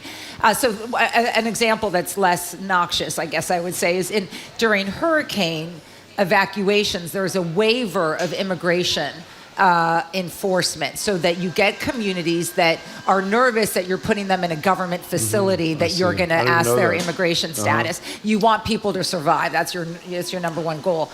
And Abbott, now putting it in the lens of immigration and illegals and not illegals, or worthy and not worthy, has now put a target on that community's back. And I can't prove it, but I'm going to just say it, that undermines the investigation. There's no reason we have not captured this guy, except for a community that's not willing to come forward. You know, we talked to our listeners yesterday at the beginning of the show using this as the jumping off point, but as just the latest example over the last, 2 weeks of a neighbor going after a neighbor, a guy owning a house not liking when a young black kid knocks on his door by mistake, a 20-year-old woman getting lost in someone's driveway. I mean, what is the little 6-year-old with the basketball that with the father was shot? It seems fear is the fear. common thread. You're absorbing the fear from, in some of these cases, I think from conservative TV that is, but also, lots of news that is focused on the bad and the scary, and they're out to get you, and the pie is limited, and they want a piece of your pie, and that also that the gun makes any de-escalation impossible, right? Because if you're out there with a gun, you're just going to assume its use. And it's just a horrifying aspect to, think about, I just was reading something about people who are election canvassing. You knock on a door, it's the normal course of it. Very good point. And just think about what would you if your daughter said, or anyone said, I'm gonna go to Louisiana or Texas to knock on doors for the Democratic campaign. Really? Must you? But yeah, you must. Wait, before we leave this, do you remember how I met you? That's like How did I meet you? How did I meet you? I was living up in Porter Square. Yes. I had just had a baby. I was unhappy, and this nice gentleman, I was looking for any adult to talk to me. I opened the door, and you were running for city council. And I was seeking your vote. I had no idea who you were. That's what you say. But I did. But that was really, what do you think? Isn't that a beautiful story? It's a beautiful story. Obviously, it's a beautiful story. Reaction. I just want to mention one thing. This new Fox News poll talking about Americans by massive majorities want gun ownership to be more regulated. 87% criminal background checks. 83% gun and 83% of those people are from gun-owning households. 81% of Americans support improving enforcement of existing gun laws. 81% of Americans want to raise the legal age to buy a gun to 21, including 76% of gun-owning households. It's right down the board. 61% of Americans support banning assault rifles and semi-automatic weapons, including 50% of households where they own guns. So this is overwhelming, and you have. And it is Republicans. Kevin McCarthy read that and he said, wait a second, I've been wrong all this time. We're going to more seriously regulate dangerous weapons in this country. In places like Texas, they have loose gun laws. More people die, and suicides are a big leading cause of death. 50% of Americans say they are very or extremely concerned that they or a loved one will be shot. What's amazing about this polling, which I liked about it, was they specifically asked gun owners what they thought. And so then the numbers are not that different. You get gun owners are 83, 84, 85% saying, I want stricter laws. I want older people to, I don't want 17 or 18-year-olds to be able to purchase guns. Improving law. And then the red flag laws are supported by 76% of gun owners. So Can you explain? We have red flag laws here. Explain briefly what a red flag law is. So red flag law is just a it is true that the evidence is pretty clear that family members and people around a gunman are probably the first to know if some crime is going to be committed or if someone should not have a gun. So if red flag laws came into being as a way to authorize, through court order, family members to come forward and say this person should not lawfully be able to buy a gun. And the most important part for people who oppose it, it isn't like a unilateral thing by the cops or your family. A court has got to say, you've made the case, convincing case, that he is either or she is either a danger to somebody else or to him or herself. You know, I have a political question. It's always said that people that are very strong Second Amendment people, people that want the gun laws to not be tighter, are first one-issue voters. You wonder whether eventually people who are opposed are going to become... So this is where it's going to get interesting, and maybe, we're 20 years away, but the challenge for those who want to get more gun control, which is 87% of Americans, 87%, is that they don't vote. Their intensity of voting on gun issues is different, is not as strong as the gun ownership lobby. And so you just had a mismatch. They were voting on the economy and abortion, whatever else. That first group, the pro-gun folks are voting with the intensity of this is the only issue that wakes them up at night, and one has to ask themselves, why is that? And so you just had an intensity gap. And what you're starting to see in the data is what we call generation lockdown. This group of kids no longer, the post-Sandy Hook, post-Columbine generations who are now in their 20s and 30s, who were raised as generation lockdown. They did the lockdown drills. They were living in fear of guns in their schools, are now voting as a bloc with the intensity of the counter. Now, whether that holds as they get older and worry about taxes and, health care and all sorts of other stuff, who knows? But you know what else politically is so interesting to me, that we are at the stage in 2023 in the United States of America that the government is opposed to what most Americans want, whether it's on health care or abortion or climate, or it's Republicans again, and yet they are able to just ram these things down people's throats. As least as importantly, if not more importantly, is the Supreme Court's on the other side. Because even if Congress occasionally did a responsible thing, the Supreme Court would overturn it. David Hogg, speaking of young people from Parkland, you know what he said? He said, till baby boomers are dead. I asked him the question. He was there with John Rosenthal from Stop Handgun Violence. I said, when does this change? And he said, and not disrespectfully, when people like you die. And he didn't mean the point of view. He said when older people who are the problem, when they die and young people take over, we'll finally have sensible gun laws. That's and unfortunately, he may be right. Juliet, can we go back to the Southwest for a second? Yes, I'm watching as well. As you came here, your station, CNN had a story on John King's show, who's going to join us at 1:20, about 1,500 troops being sent to the southern border, and we talked about it briefly during the news. I assumed that this was Joe Biden campaigning to show how tough he is on the border. You say it's something else. It is something else. He's responding to a surge. So let me just go back to 2020. The pandemic hits and all sorts of emergency authorities are put into place in this country. One of them is called Title 42. It authorized the Trump administration to essentially close off lawful migration, in particular asylum cases. And it was theoretically a public health thing. It was under the rules. It was under public health, but it was consistent with his obvious feelings about immigration.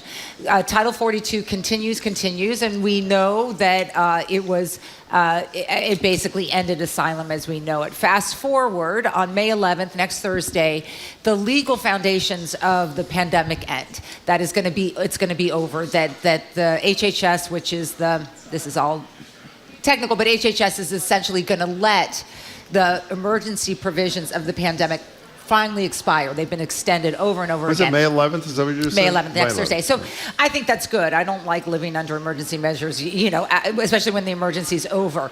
One of the consequences is Title 42 is being waived. So now fast forward to the southwest border, where migrants are well aware of this. And over the last month, there has just been this surge for a variety of reasons that is now uncontrollable, and I think is being responded to in two ways by the Biden administration. One is a use of additional assets, including the National Guard, to go relieve the stresses on local law enforcement that are happening at the border. I don't have the numbers in front of me, and CNN did in terms of the number coming through. The other, interestingly enough, is outside of Title 42, the Biden administration has proposed or has put into place rules that are very tough on asylum seekers, and they're basically taking a gamble. The Biden administration, they are saying to migrants, if you try to come in lawfully through different means, they're setting up new stations, we will more quickly process your asylum claim. We will open it up more. If you try to come here illegally and then claim asylum, you're going back. It's a significant shift in migration, probably necessary given the numbers, because there's a lot of false claims of asylum, and so you're seeing the Biden administration look more like Trump. As their critics say, look more like Trump. Well, in terms other of than this. and this, I don't mean to belittle this because it's huge. Other than language, where Joe Biden does not talk about immigrants in a racist, condescending unlawful, way. He talks about them as illegal, fellow human beings. Policy, he is Donald Trump, essentially. Is that? Yeah, look, there is something to order and not disorder. So I want to be clear about this, because the consequences may be the same, right? In other words, we are going to limit lawful asylum seekers and require burdens on them that we did not require before. Trump and Biden may end up at the same place. Trump does it by Title 42, which creates no process and madness, not in this country, but south of the border. Biden is trying to put a process that gets to a similar result. I'm a big fan of process. I also think it's more humane, because you are telling migrants what their gamble is, and look, these are dangerous journeys for people and their families. Well, I assume though, the political part of this, which doesn't deal with the more important part, which is human beings, fleeing oppression or violence or trying to save their family. This clearly is going to be part of the campaign if it's Trump and Biden. Trump saying, this guy was deriding everything I did. He did exactly what I did, which is not only seems to be going to help Trump, but it's going to undercut Biden's support in some parts of the community that believed his pledges as a candidate. In any case, it is. That piece of it for the Democratic Party is very, very challenging. You said a minute ago that you thought it was a good idea the emergency was ending on May 11th. What is also ending is any responsible data collection. What is amazing to me about this, and I remember having this conversation with Ashish Jha before he became the president's guy on, obviously his COVID coordinator at the White House. And even early on, we were talking about, are we learning any lessons from this, how unprepared we were for this crisis that killed 1.1 million people in this country? And the answer, from what I read in anticipation of coming today, is no. No. Yeah.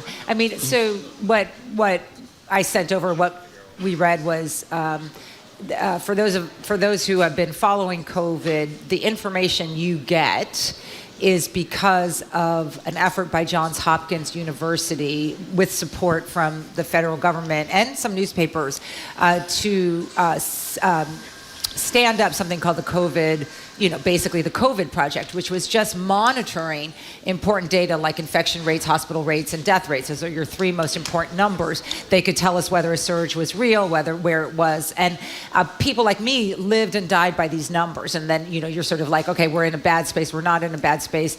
This is how many died last week. It means it's getting better. That they have now ended that. It's called the tracker, the COVID tracker, and almost with no fanfare. And they didn't end it because the pandemic is over, although one can debate how to define a pandemic. They ended it because there's no more requirement. They had no reliability of what the numbers were that were incoming, because there's no longer a federal requirement to do that. So they're basically so one of the things that's going to happen on May 11th is that state and local hospitals will no longer be required to submit COVID information to the CDC. That then form the basis for the tracker, the national tracker. And so without data, you just simply can't track, and that's what's about to happen. So we won't know, except for anecdotally or locally, what in fact is happening. Let's say there's some surge next fall. So we lose 1.1 million people, and not nobody, it's unfair. The majority of people in Washington don't give a damn about protecting us from either, as you say, a surge of COVID or the next COVID. I mean, it's really... Yeah, it's really... What's the phrase in consulting or business? If you can't measure it, you can't manage it. Well, that's it fits here. You only have a few more days to get your free COVID test, too. That's right. A lot of these insurance companies will cover that for, I think, until May 11th, right? And May 11th, it's all over. everything. And Governor Healy, whatever Massachusetts triggered to next Thursday in terms of rights or authorities or rules will also no longer be required, because they will have no legal backing. She absolutely had to do that. There's just no basis to extend the emergency provisions. And you know what this means? This means all the problems that we have, instead of trying to fit their solution into like emergency powers, like let's just realize, we still have an immigration problem. We still have a public health equity problem. And those aren't going away, even if the legal foundation is. Do you want Jamie to get your car or bring it out front? Or what would you like him to do for you now, Juliet? Do you know? I just. You know, he's the lead producer on our show. I give him one job. Okay. I see him. I'm allowed here like once every 6 months. She wanted to get a Coke. And I wanted my sandwich. I didn't want a sandwich. So you got nothing. I got a cookie and a Coca-Cola. The cookie's for my son. I'm the best mom ever. Yeah. I get a free cookie. Thank you. you. I hope you charge it to GBH. I did charge it to GBH okay, because, I do know. You pay me so much. Well, you're also a big contributor, so you're entitled to a cookie. Are we done? I think we are done. I wasn't sure. So you get the fun part next. Soon. Soon. Okay, good. Oh, my goodness. We do have some great music here this afternoon. Can we say it again, by the way? If you weren't listening earlier, in about 25 minutes, the Stephen Page Trio, led by Stephen Page, who was the founder and one of the lead guys in the fabulous Canadian band Bare Naked Ladies, they're going to be performing here. We heard them this morning. They're as great as you know them to be, and they're at the City Winery tonight. And so stick around. It's very exciting. They're great. But anyway, thank you very much, Juliet Kahn. And I think you are well deserving of the Coke and the cookie and the sandwich if you wanted it too. Exactly.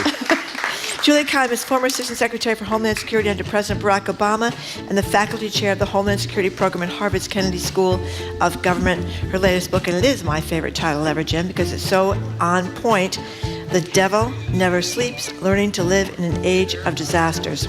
Coming up, Lee Pelton of the Boston Foundation, just anointed the third most influential person in Boston, joins us to discuss an upcoming report on equity, access, and quality of early education in Massachusetts. The very influential Lee Pelton is next. You're listening to Boston Public Radio, 89.7 GBH. We are broadcasting live from the Boston Public Library and streaming at youtube.com/GBH News and facebook.com/GBH News.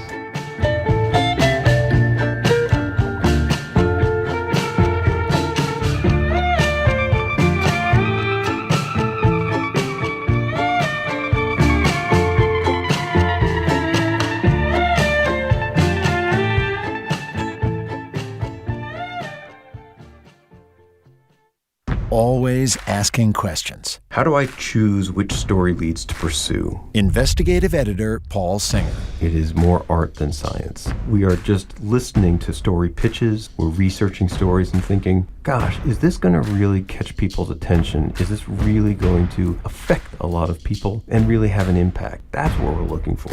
And a lot of times we just put stories aside because they don't quite rise to that level. The GBH News Center for Investigative Reporting. Support for our programs comes from you and Rockland Trust Bank. Their team is dedicated to bringing the vision of your business to life, providing support and advice tailored to your specific goals. Rockland Trust Bank, where each relationship matters. Member FDIC. And Mitsubishi Electric, providing homeowners access to heating and cooling solutions with electric heat pump systems that can also achieve their sustainability goals. Learn more at mitsubishicomfort.com/NPR.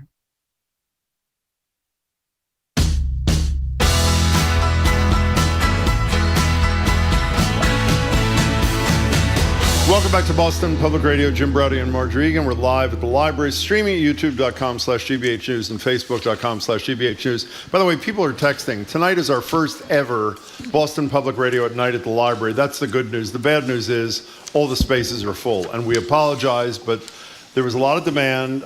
It's going to be great. You'll hear part of, you'll hear all of it tomorrow on the radio. And next time, you got to act a little more quickly. We're joined now by Lee Pelton, who, by the way, helped us get the fabulous Boston Arts Academy Spirituals Ensemble. Oh, my God. Who is just, they are brilliant.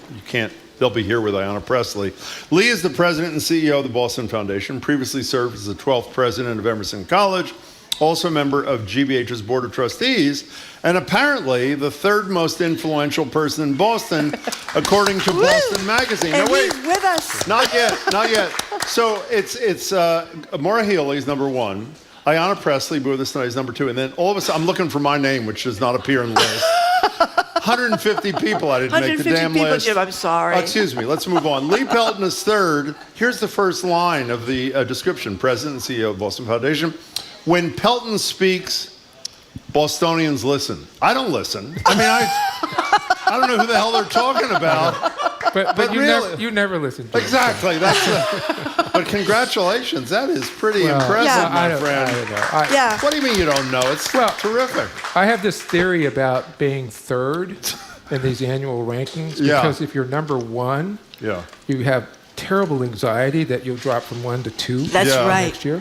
And if you're number 2, you're just number 2. But if you're number 3, you're safe. Yeah.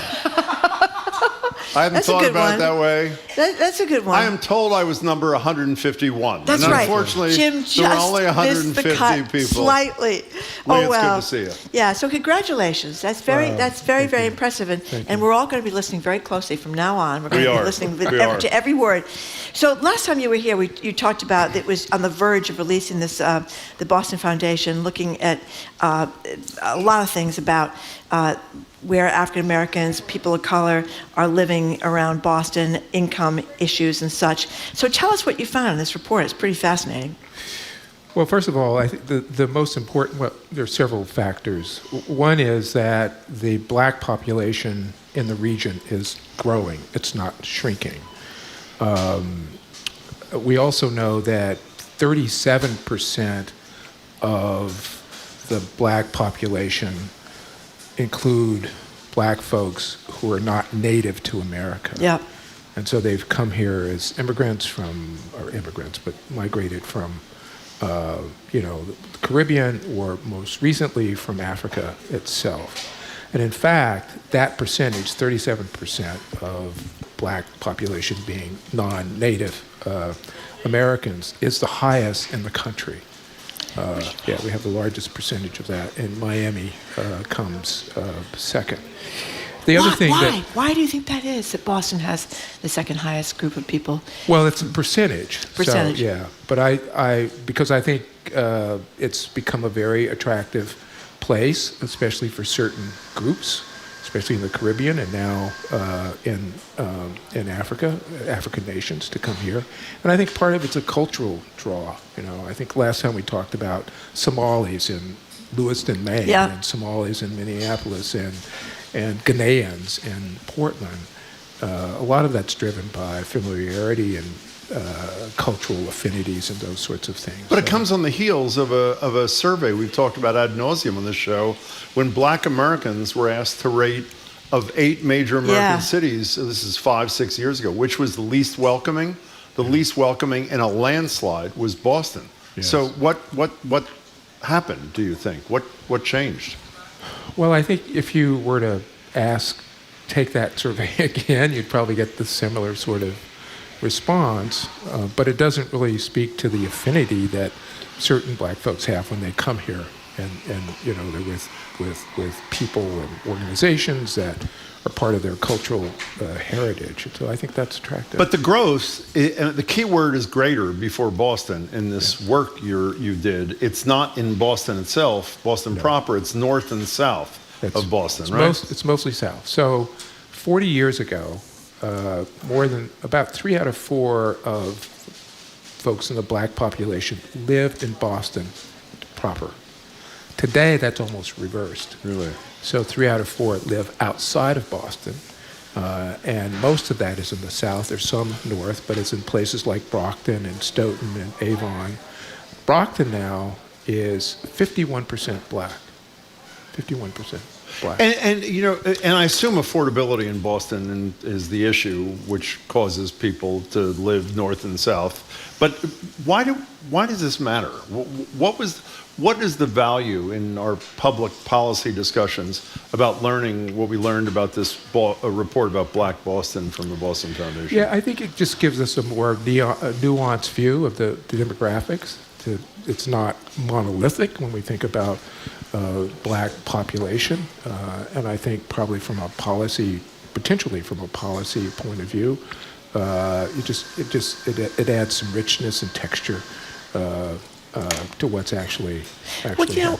What I also think is kind of neat is that, you know, you think of Randolph or Stoughton too, you think of the more suburban towns. I mean, isn't that kind of a good thing that there's more, you know, you're not in Wellesley or Weston, not an overwhelming number of people of color. The more, you know, in Brookline, where I brought my kids up, yeah, there were some black kids in Brookline, but a lot of them were Mecco kids that came in from Boston. So I think the idea is more diversity in the suburbs is a great thing, it seems to me. And you may also have kids, you know, families that want to.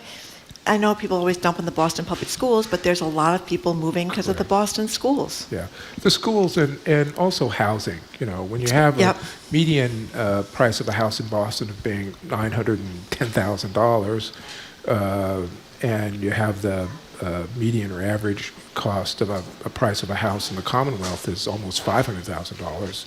You're going to find places where you can that are livable cities, and maybe have a yard, and the people that you know. And so, in fact, I think this is true, that many of the black population that moved, especially south, maybe north too, it was because of housing. And they're really rather middle class for the most part. Yeah, and I think my hometown, Fall River, when they have the train, as long as it doesn't get slowed down by this suit from New Bedford, when they get the train down there and they change the waterfront, I mean, there are places where you can live affordably and get a nice yard and get a nice place to have your cookouts and all the rest of it. Yeah. So we're talking to Lee Pelton, head of the Boston Foundation. You know, speaking of wealth, which just came up a minute, you put out a report, which you put together a task force, 33 people, that were looking about the racial wealth gap, which we've talked to you about a lot, and we've mentioned, as have you. You're working with the Fed and some other organizations to update the study that every person listening to the show can quote. Wealth of an average white family in Boston, $247,000. Average black family, $8. Latino families from $0 to $3,000. The line in your press release of the report is, we start this work knowing 2 basic facts: that home ownership is the largest driver of wealth in this country, and you're trying to expand home ownership. At almost the same time, the Federal Reserve comes out with a report in which they say lifetime earnings are the critical driver of the wealth gap. How do you reconcile the 2 different conclusions, Lee Pelton? Well, if lifetime earnings means accumulated earnings over a period of time, it's part of equity, just the way in the West a house is.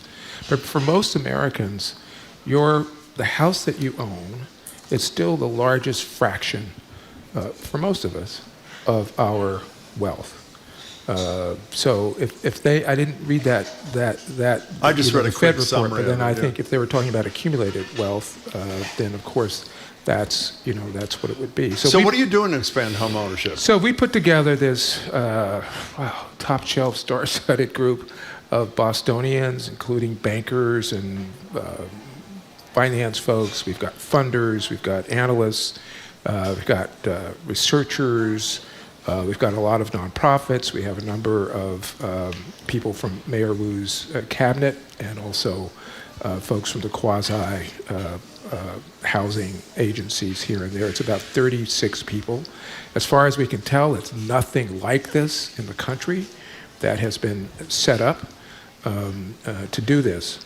And we put this together because we understand that no single entity can do this alone. Not even the government can close this gap alone. And you say, well, what's the big deal? So nationwide, the racial wealth gap is about 10 to 1 relative to Black Americans. It's slightly different for Latinx and Asian Americans.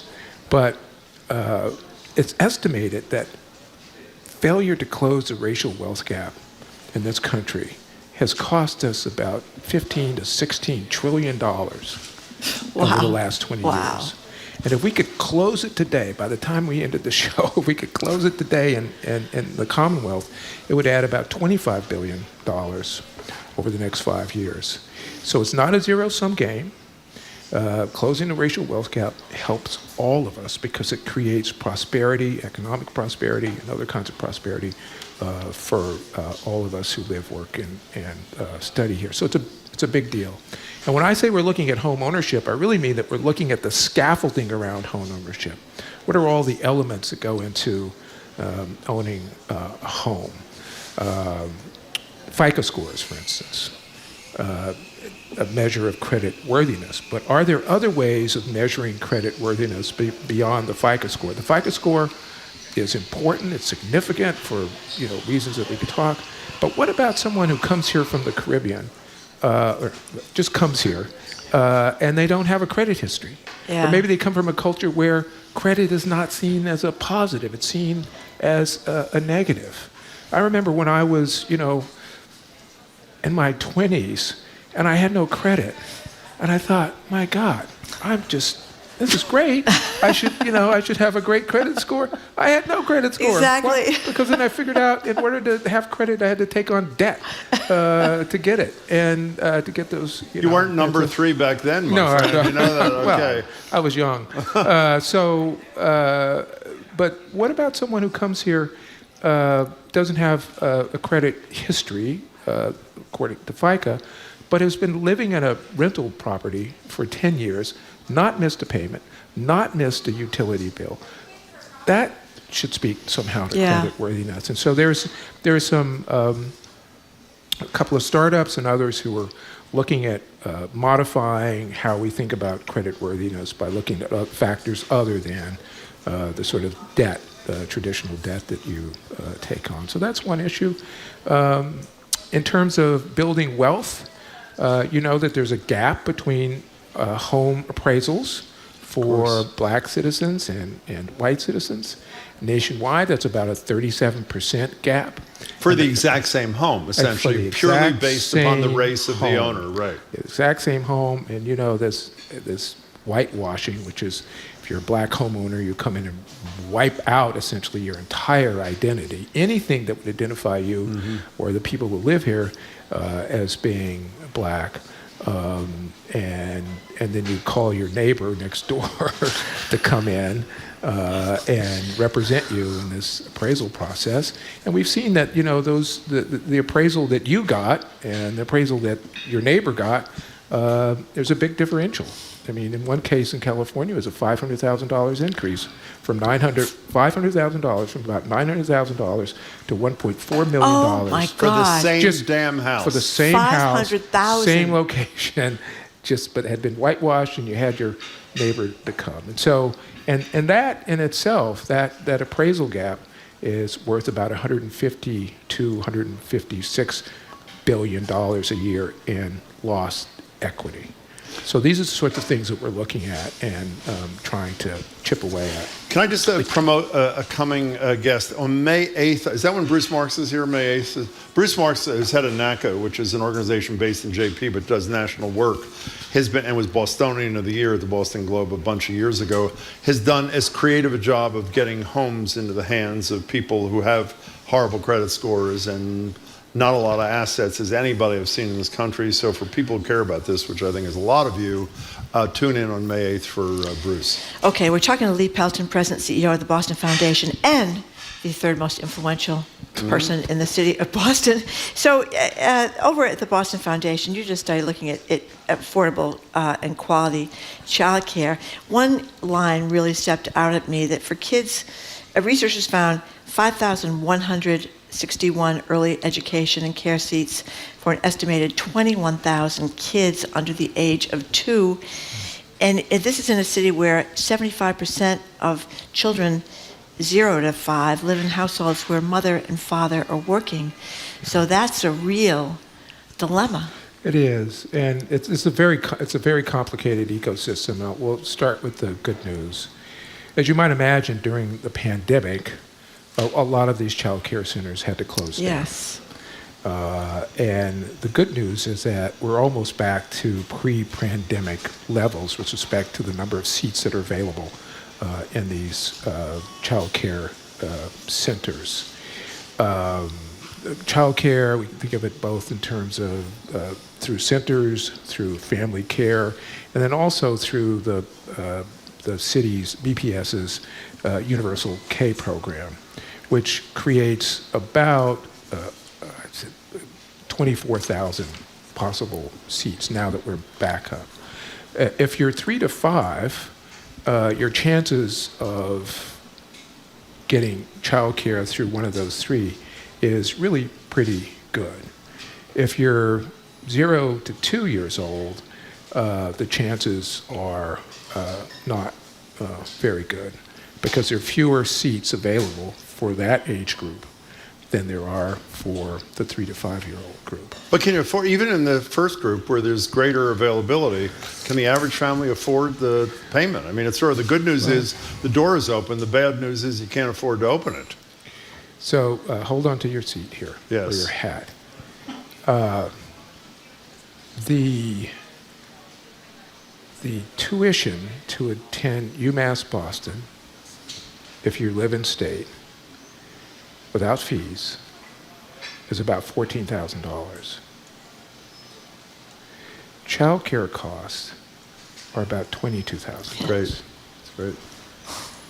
So, I mean, do the math. I mean, it's really very, very expensive. And that same family who has to spend the $22,000 is the family who you're trying to get into a home of their own so that their wealth and their kids' wealth can...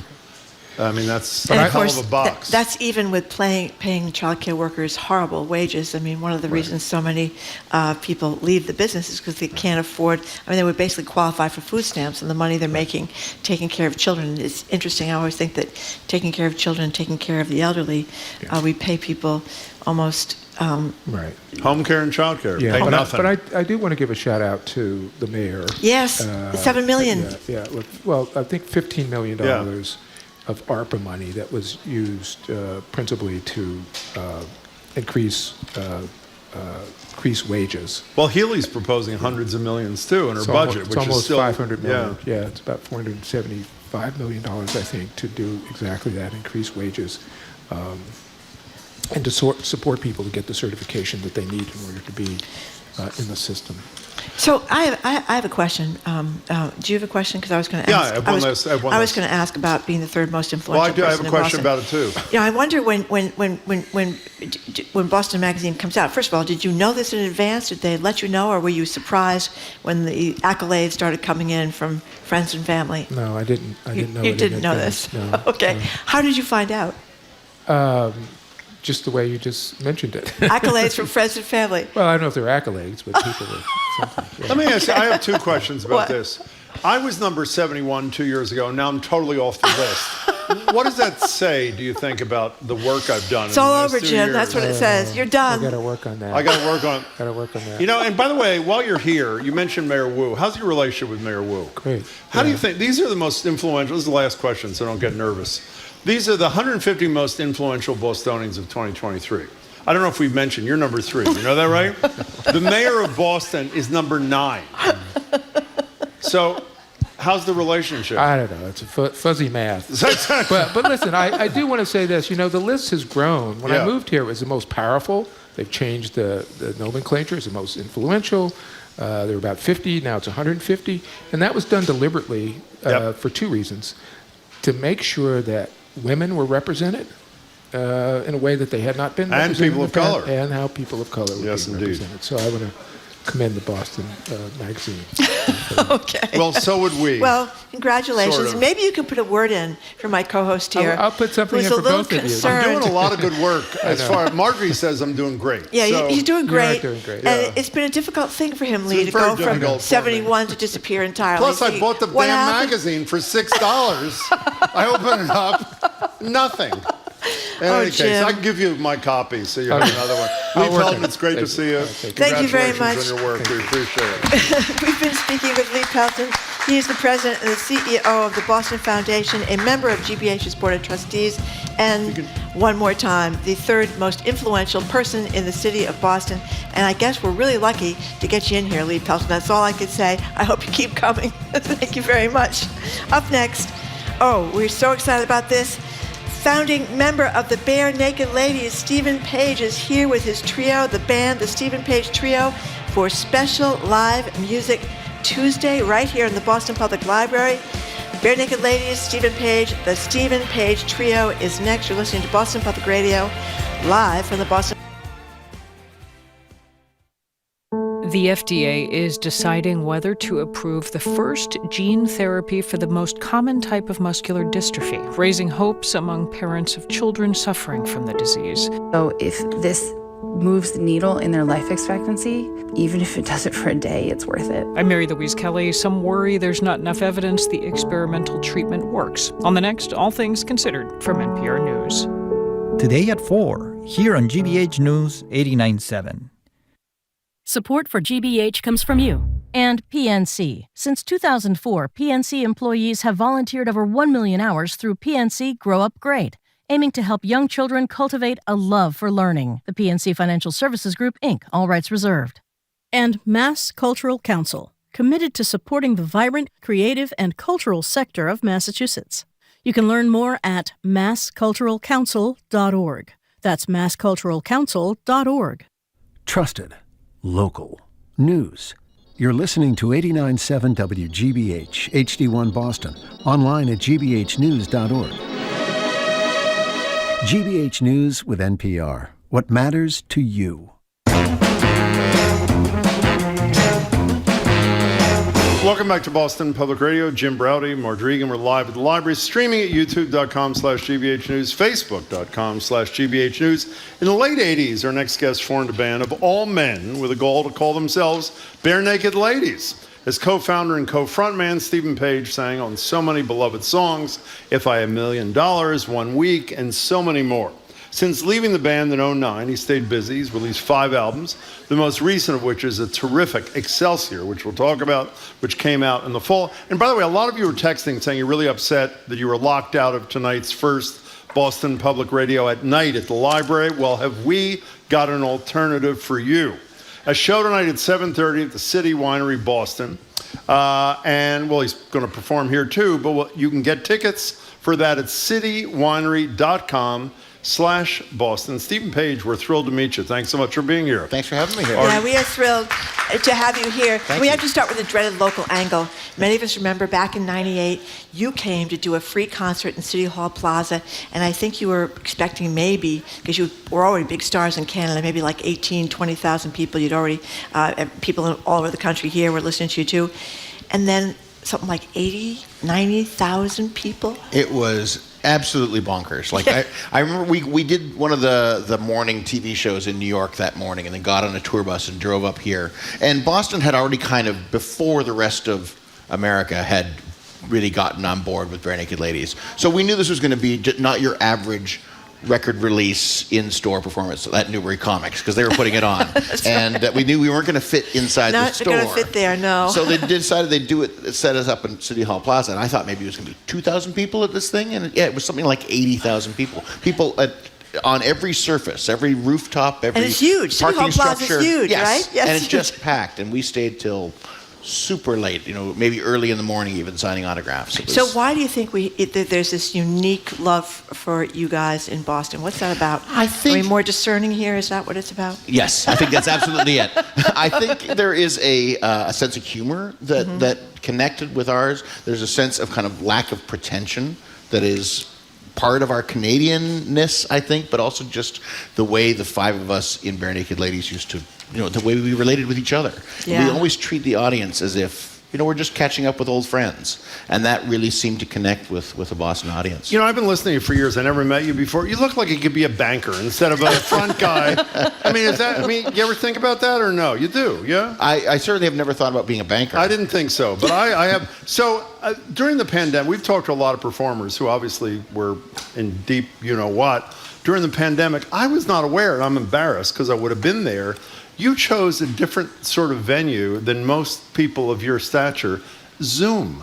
Explain what you did every Saturday night. You're doing, I think, too, aren't you? I still do them when I'm home. I made Zoom less of a pain and more of a pleasure for people. I didn't have to spend all my work day on Zoom, but every week, every Saturday, through the bulk of the pandemic, and I still do them occasionally, do these live from home concerts. I would set up in my basement, and I had watched people doing, all the big stars in the beginning part of COVID doing live from their kitchen or their backyard. And I thought, I don't know, how do you compete with that?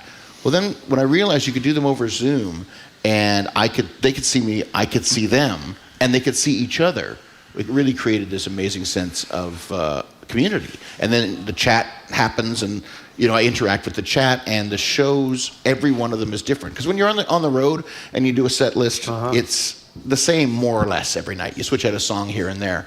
But if people are coming back week after week, you kind of have to treat it like it's a variety show. It's a whole different show every week. So do you think that's changed how you interact with audiences after years of doing what you did? Absolutely. How? I think it allows me to think on my toes a little bit more. And I have... I left Bare Naked Ladies in 2009, and I have great memories of it and all that stuff, but it was still fraught with weird feelings. And over the course of this, I have done every song I've ever written, and every Bare Naked Ladies album in order, every one of my solo records, all these kind of themed shows that have allowed me to kind of reconcile with the canon, and makes me feel a lot more at home playing just about anything. And you wrote it, and you have a song, Zoom, do you not? I do. Do you not? And is that because of this experience, or didn't I read somewhere you needed a Z? Weren't you doing an A? Well, explain the story. So one of my live from home concerts I did was A to Z, or A to Z, as I might say. I realized I had no Z song. So I decided I would write a song about Zoom for the Zoom audience. And it really kind of captured the feeling that we had. It's about the feeling of connection that we were able to create. What'd you do for X? I wrote another song that's also on Excelsior. It's a song called Xylorimba. Oh, actually, I listened to it this morning, as a matter of fact. That's right. So talking to Stephen Page from now, the Stephen Page trio, formerly of Bare Naked Ladies. So I always wonder, one of your most famous songs, Brian Wilson. Yeah. So did you ever chat with him, or did he ever call you on the phone? Or we were making our 5th record with producer Don Was in Los Angeles in 2000. And one day we got into the studio, and it was the studio where they had made Pet Sounds, where the Beach Boys had made Pet Sounds. And, we were caught up in the mystique of that. Yes. And one day Don said to us, I've got a surprise for you. Just meet us in Studio A. And we went over there into the studio and sat in the control room, and he brought Brian Wilson and his wife Melinda into the studio, which was mind-blowing. And then Brian said, I have something to play for you. And he put a CD in the player, and it was Brian and his band singing our song, Brian Wilson. Oh my God. Live in concert. And how do you respond to that? I didn't know what to think. How neat is that? It was amazing. Was he compos mentis, or was he, he obviously has ins and out kinds of moments. How was he? He was, I would say, hard to know whether he was really fully engaged. But we had asked him, we said, how does it feel for you to be in this studio where all this stuff happened, all this great music was made that you made? And he said, that's fine. But then as he left, we played him a song of ours called Tonight is the Night I Fell Asleep at the Wheel, which is has this circus calliope kind of sound to it. We thought he'd really dig that. And he said, that's interesting. So wait a second, how is it possible you did not know that one of the greatest songwriters, creators of all time had covered your song. How's that even possible? He had done it with this new band that he was working with at a show at the Roxy in LA, and they hadn't released that yet, and they hadn't really started touring. So after that, when he came to play in Toronto a few years later, I knew he was going to be playing that song, and he actually invited us up on stage to sing backup vocals on a couple of the songs. But I didn't realize he was going to open the show with our song, and there I was in the audience with every other musician in my community kind of staring at me.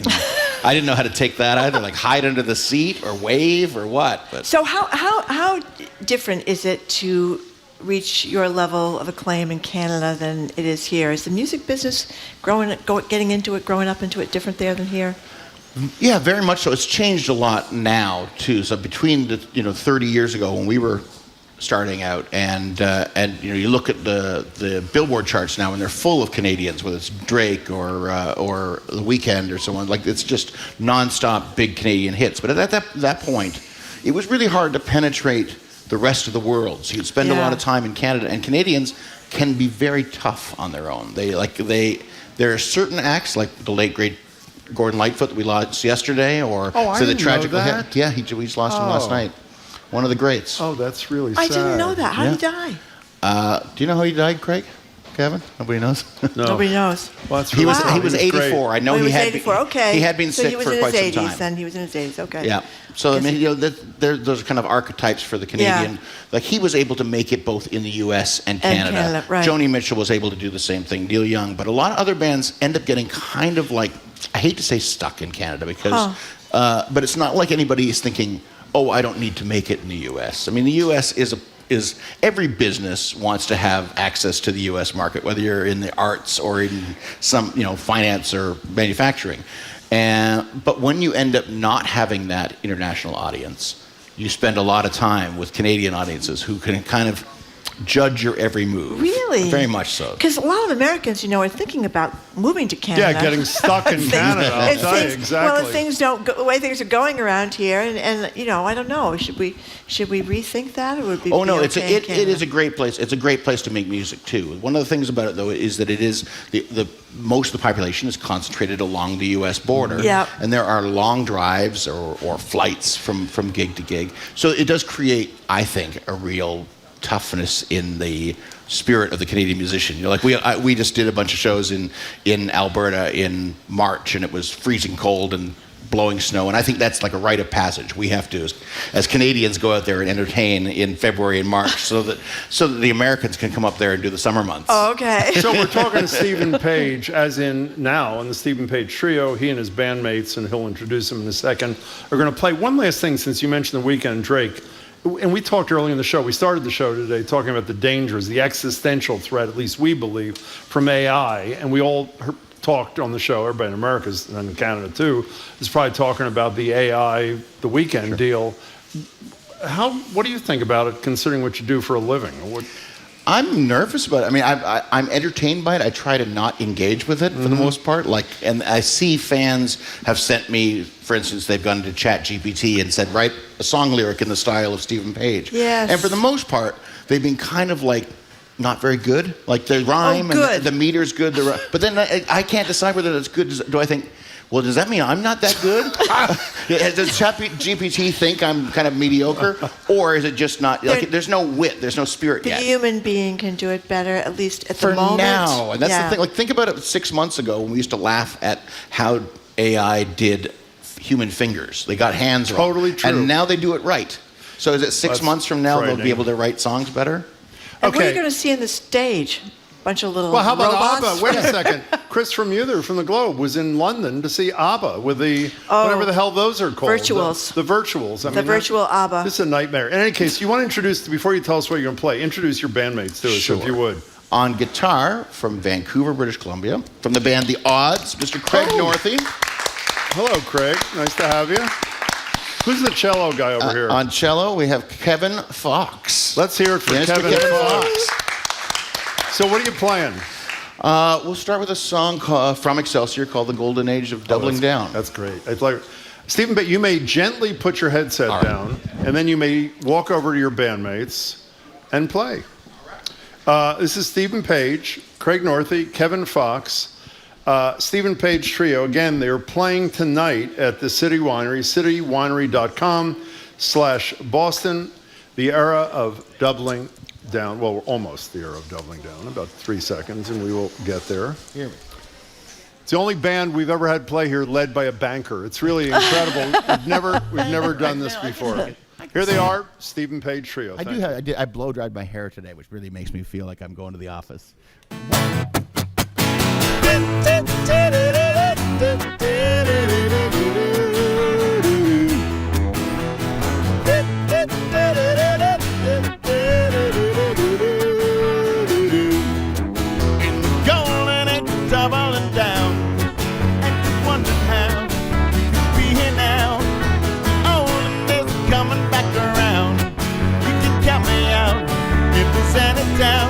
So I'll offer you a moment of grace, just in case you misunderstood. You wouldn't say that straight to my face. Oh, you would? Well, of course you would. In the golden age of doubling down. Just watch me now as I take a bow. Oh, and there's a happiness to the space we're in now. You can count me out if there's any doubt.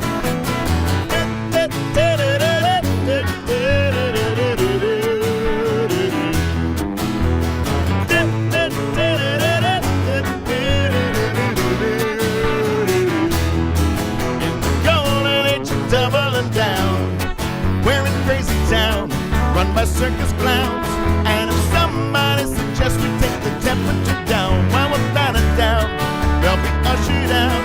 You just speak the truth that needs to be told. Disappoint, you're a 10-year-old. When the cruelty is the point I can tell. This is hell, this is actual hell. I woke up early from a wonderful dream, refreshed and energized by what I had seen. When the voice of God spoke, was totally woke. The internet exploded in a puff of white smoke.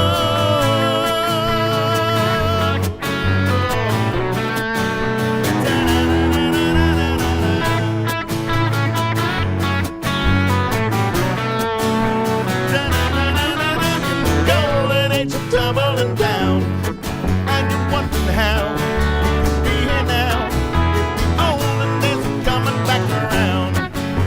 Count me out if there's any doubt. Oh, I thought there might be some disconnect. I suspect I was incorrect. And if you can't say anything nice, my advice is to say it twice. In the golden age of doubling down, and I don't know how we survived it now. If the olden days are coming back around, let's go underground for an ultrasound. You can tell me this is not who we are. That's bizarre. This is who we are. When it feels like nothing's left to defend or amend, this must be the end.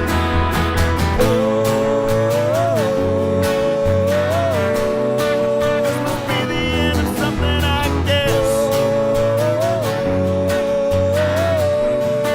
This must be the end of something, I guess. Stephen Page, Craig Northey, Kevin Fox, Stephen Page Trio. Want to rejoin us? That was fabulous, gentlemen. That was really, really, really great. Again, at the City Winery, Boston tonight. Stephen is rejoining us. I'm about to put on his headphones. You know what I always love to ask people who have had enormous success in the music business, how this happened for you? How this all began when you were like little Steve? Well, I was like not one of those kids who was in cover bands or anything like that. I had lots of friends who were. I never thought I was good enough at anything. I sang in choirs. I liked singing in choir. It was not the thing I advertised at school, but after school every Wednesday I would sing with 100 other teenagers in the Scarborough, Ontario School's youth choir. And it was like the greatest feeling for me, the feeling of singing. You know, like I wasn't a sports kid either. So like I'd never had that feeling of like a group trying to achieve something excellent, bigger and better than what they are individually. So that was kind of like where my life was musically. And I met this kid, Ed Robertson, who I knew from elementary school. He was in my high school, and he was like a cover band guy. Had like a Rush T-shirt, and he looked like a rocker. Scared me. And I looked like a banker, and he looked like a rocker. But one day, I had made a tape with a friend of mine. We used to rent like a 4-track tape recorder when my parents were out of town. Instead of having a party, we would rent this 4-track and make up tapes. And the tape would get passed around the school, and one day Ed Robertson walked up to me at this summer camp we were working at, singing one of my songs, and we started singing in harmony together. Oh, wow. I was, of course, very flattered. But How old were you? 18. 18, okay. And we started singing together and, joking about, we should have a band. But we never thought it was a real band. Hence the name Bare Naked Ladies. Like it was like a fake band that we had made up that we referred to kind of in the third person as if we were like aging rock critics talking about some mythical band that had been forgotten. And then one day he got a gig for his cover band, which had since broken up. And he called me and said, I have this gig. It's a benefit for a food bank. And I told them we were going to do it, but my band broke up. Can you do it with me? And I said, sure. And he said, I told them we're called Bare Naked Ladies. And it's like, you what? And then it was a battle of the bands, and we never rehearsed. We thought, well, we'll rehearse eventually, and we just never got around to it. We like met in the stairwell and figured out what songs we knew. And we told the people, we're not really prepared to compete. So can you just like have us go in between the other bands and we'll just kind of entertain while they're setting up? And they said, sure, that's fine. And then we won the Battle of the Bands. Wow. Oh my God, that's a great story. So the name stuck, and then now we are 35 years later. What's with the cello? Don't take that personally, by the way. I didn't mean that. I mean, it's an odd choice in a 3-person group like yours. What's with the cello? Well, what I love about it is the fact that it takes kind of 2 roles. It's like the role of the bass guitar, but it's also a lead instrument, so you can do both. But honestly, the reason I have the cello is because when I left Bare Naked Ladies, the first person I called was Kevin Fox. And I wanted a Kevin more than I wanted a cello. I love him, and I love his musicianship, and I had seen him play with other artists. We toured with him and so on in the past, and I wanted to do Canadian folk festivals. I thought that would be a perfect duo.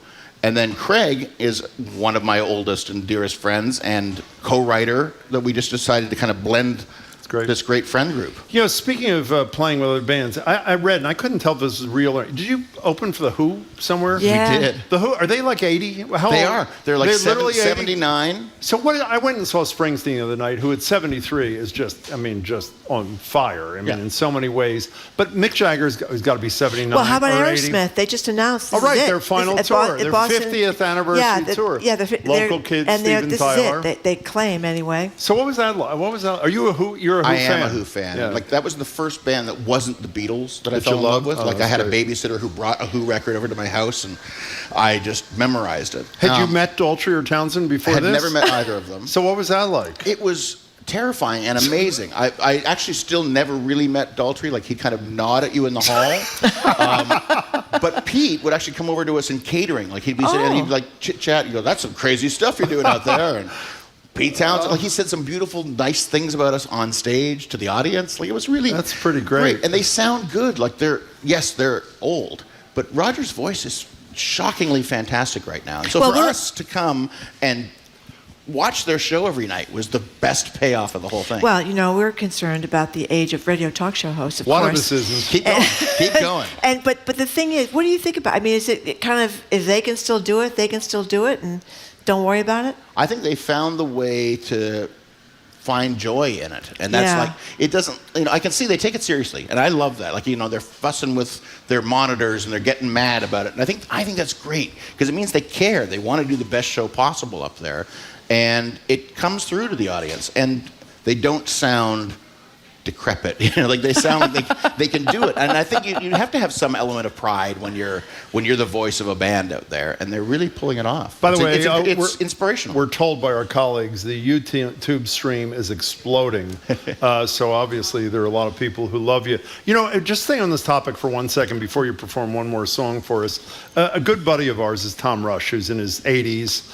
And who was a good friend of Gordon Lightfoot's, by the way, which is why I thought of him. And we've talked a lot. How old can you? He's a folk singer, so I think you can do that till you're 100. Sure. So Bob Dylan, even though you can't understand a word, you can probably do that too. How old can Mick Jagger be 86 and be on a stage dancing around and do? Is there an expiration date or no more? I don't know. I think that is as much as me as a Gen Xer sometimes wants to resent the baby boom generation. Yeah. I think they have demonstrated to us that you can age with integrity, and it's not about just looking young. Yeah. I think that as people age, if they try not to continue to look pretend they're younger, but they present themselves as the energetic people of their own age that they are. I think. And Springsteen does that too, by the way. In fact, he makes fun. He rips his shirt open, and it's clearly to mock the younger Bruce Springsteen, which is pretty great. What are you going to play? We're going to play an old Bare Naked Ladies song, "The Old Apartment." Oh, that's great. Okay. Stephen Page, Craig Northey, and Kevin Fox of the Stephen Page Trio. Tonight at City Winery, by the way. Do you have the website there, Yes, Margaret? tonight at City Winery. The website, if you want more info or tickets, go to citywinery.com/Boston. That's citywinery.com/Boston. Here they are, Stephen Page Trio. Broke into the old apartment. This is where we used to live. Broken glass, broken hungry, broken hearts and broken bones. This is where we used to live. Why did you paint the walls? Why did you do the floor? Why did you plaster over the hole I punched in the door? This is where we used to live. Why did you keep the mousetrap? Why did you keep this rack? These things used to be mine. I guess that's still how I want them back. Broke into the old apartment, 42 stairs from the street. Crooked landlord, narrow lane filled with crooks. This is where we used to live. Why did they pay for long? Why did they change the lock? Why did I have to break it? I only came here to talk. This is where we used to live. How is the neighbor downstairs? How is her temper this year? I turned up my TV and stopped on the floor just for fun. I know we don't live here anymore. We bought an old house on the Danforth. She loves me and her body keeps me warm. And I'm happy there. This is where we used to live. Broke into the old apartment. Telephone out of the wall. Holy memories, fleeting memories, blending into dull tableau. I want them back. I want them back. This is where we used to live. I want them back. This is where we used to live. I want them back. I want them back.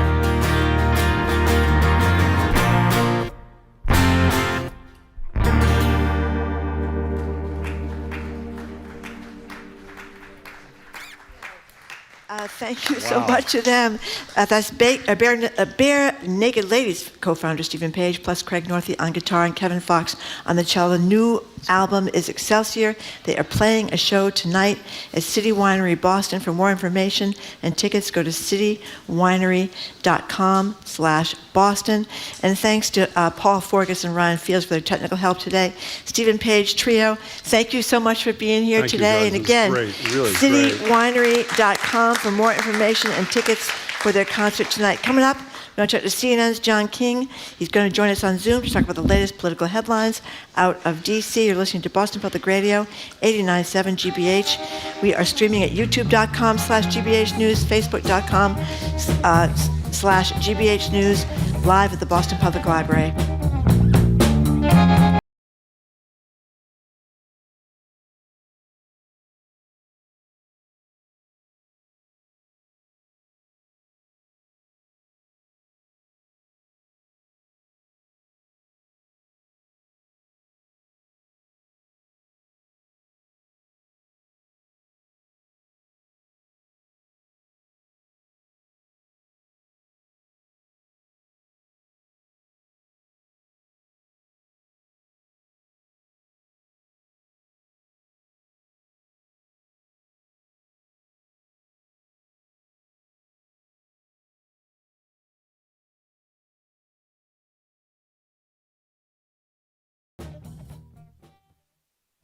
We're proud to make public radio available to anyone who wants to listen, free of cost. But when it comes to keeping this station up and running, we rely on everyone who can to pitch in. The super important first step is listening, and public media giving days are a perfect time to take the next step, investing. Donate today in support of the journalism that you depend on. Do your part by spreading the news and giving at GBH News.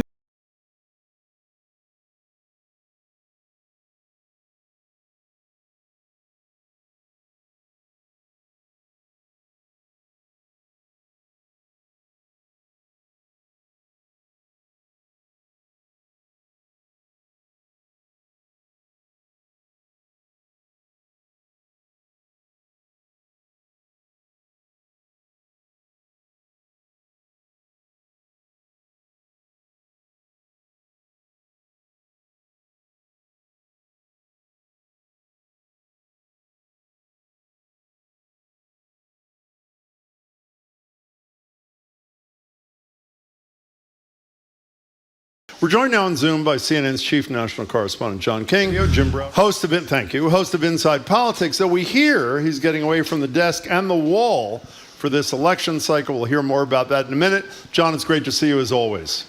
Happy busy Tuesday. And yes, to you. Happy that, well, there is an awful lot going on. Let's start with the debt ceiling. What is going on with the whole controversy about whether we're going to get this resolved in time to not have a collapse or very bad situation in the economy? The Treasury Secretary says we have 30 days. She says the United States will bump up against the debt ceiling most likely on June 1st. Now, is it possible that gets extended a few days, maybe? But so you now have a clock, a calendar, a date to circle on the calendar. And because of that announcement by the Treasury Secretary that it is sooner rather than later, the president has invited all the key players to the White House next week. So that sounds like movement, right? At least you're going to have a meeting at the White House. However, nobody's moved on their position. The two main players here, the president and Speaker McCarthy. Speaker McCarthy says House Republicans will raise the debt limit, but only if the president gives them spending cuts in the same breath. The president says no. You have to raise it cleanly, like we've always done it in the past, and then and only then can we have a conversation about spending cuts. So can they find a way, to do it on two pieces of paper? Maybe, but at the moment, what we have is an imposing deadline that would cause devastating impact, millions of unemployed, a recession like 2008, global financial calamity, and both political sides digging in their heels saying my position is the right position. So a big meeting next week to see if anybody's willing to budge or to try to find some compromise. I was just going to ask, is there a right position? I guess this part of that will depend, Marjorie, on your partisan perspective. Yeah. Part of it will depend on whether the way we've always done it should be the way we do it next time. But even when some Democrats say it's always been clean, that's mostly true. But back in 2011, Obama did negotiate so-called, what did they call that process? I forget now, with the spending cuts and rescissions. Tea Party showdown, perhaps? No, not reconcile. I can't remember. But go ahead. Yeah. With an S. It'll come to me at some point. But so there have been negotiations in the past. It's in most cases, and what the Biden White House says is, that funny, the Republicans didn't insist on this when Trump was president. And so, look, right now it's a blame game. The White House believes that the American people are with them on this. But you also do have some cracks. Joe Manchin in the Senate. Familiar name, right? Yes. But he's also up next year. He hasn't declared he's running yet, but he would have to win re-election, and Democrats would need him to win re-election. As much as they get mad at him sometimes, they'd rather have a Democrat than a Republican in that seat. In a Trump, state Trump won by 15 or 20 points. And Joe Manchin says, let's just negotiate. You're going to get there eventually. Why don't we just start there? The next week is going to be about positioning and leverage. Then we'll have the big meeting at the White House, and I suspect we'll be having this conversation right up around the deadline, waiting to see, is someone going to blink or is someone going to help them figure this out? I don't know if you have hard data on this, John, and mine is totally anecdotal. Whenever we mention a critical crisis kind of issue, you look at our texts and we're flooded with hundreds of texts from people. We talk about the debt ceiling, 7 people, 9 people, and I get the sense that the average person doesn't understand at all, because of the political rhetoric. It's not about being a big spender in the future. It's about paying your damn bills that already have been incurred by people like Joe Biden and Donald Trump, who drove up the deficit a mere $8 trillion. And I worry that if we don't get it, that it puts less pressure on the McCarthys of the world to be reasonable. Is that thesis off base or no? No, I don't think it's off base. I would add into that, though, is you have to accept the mindset of House Republicans, whether you agree or disagree. The overwhelming majority of them, Jim, go home to safe districts. No, I understand that. Because of the way we draw lines. So if you're Speaker McCarthy, so that's the average House Republican. Like one of those House Republicans, Ralph Norman, who was a holdout when McCarthy wanted to be Speaker, eventually came around. He said yesterday that the only thing he will accept is exactly what the House already passed. Well, that's not going to happen. It's not going to happen. The Democratic Senate, the Democratic president are not going to accept the House Republican plan. Both sides are going to have to give. The president's going to have to give some. Again, can he do it in the process that he wants? But the Republicans did take the House. I know only by a handful of votes, but they did take the House. So they have more leverage now than they had almost none a year ago. And so something's going to have to give at some point. This town is, broken in many ways, and that's both parties helped break the glass. But so we're going to go through this dance that if you're into politics, great, we're going to go right up to the deadline. If you're into trying to resolve, just look at the financial markets today. That's about the banking crisis. Right. It's about the Fed meeting tomorrow. But already we're in this roller coaster. And I suspect if you're Joe Biden, as much as you want to blame the House Republicans, you're trying to run for re-election next year, and the last thing you need are the markets jumping around and millions of people losing their jobs or the threat of that. So I'm going to guess, and I think one of the reasons, Jim, that people don't get too excited about this is that those who are familiar with the news say they do this every time. They dance up in the line and then they figure it out. I think that's right. We're talking to John King from CNN. The E. Jean Carroll trial continues. It's a civil case involving allegations that he defamed her when she reported an alleged rape in a dressing room in Bergdorf Goodman back in the 90s. From my reading, she's been a pretty impressive witness. There are other women that are going to come forward, I believe 2 other women that are going to come forward and talk about the president, former President Trump, sexually assaulting them. If this goes south for Trump, if the verdict comes back against him, does this matter, or is this the old he can shoot somebody on Fifth Avenue and get away with it story? I wish I had that magic ball. I mean, we have seen historically that among his hardest supporters, they just nothing. They just think that everybody's out to get him, that this is a witch hunt. His lawyers in this case have brought up, and I'm going to use the word smartly, I mean from a legal perspective, in trying to convince 2 jurors. E. Jean Carroll's testimony has been quite graphic, quite compelling, quite detailed. Today, a woman testified that E. Jean Carroll called her that night when she was feeding dinner to her children and told her what happened. There's a woman on the stand right now, who says in the 1970s, Trump started groping her in first class on a flight. And so there's all this damning testimony. We have seen for 5-6 years now, that it does not seem to impact any of Donald Trump's core supporters. We have also seen, this is one of the reasons that the Republicans lost in 2018 and then Trump lost in 2020, and then Republicans struggled in 2022 because a lot of suburban voters and independent voters have been like, I just can't take this chaos anymore, whether it's the character stuff, whether it's the tweets, whether it's whatever it is. So we'll see. I think as this case plays out, there's new developments in the special counsel investigations. But if you look at all the polling right now, Donald Trump is the formidable Republican frontrunner. I know that drives a lot of Democrats nuts to hear that, but the data is the data.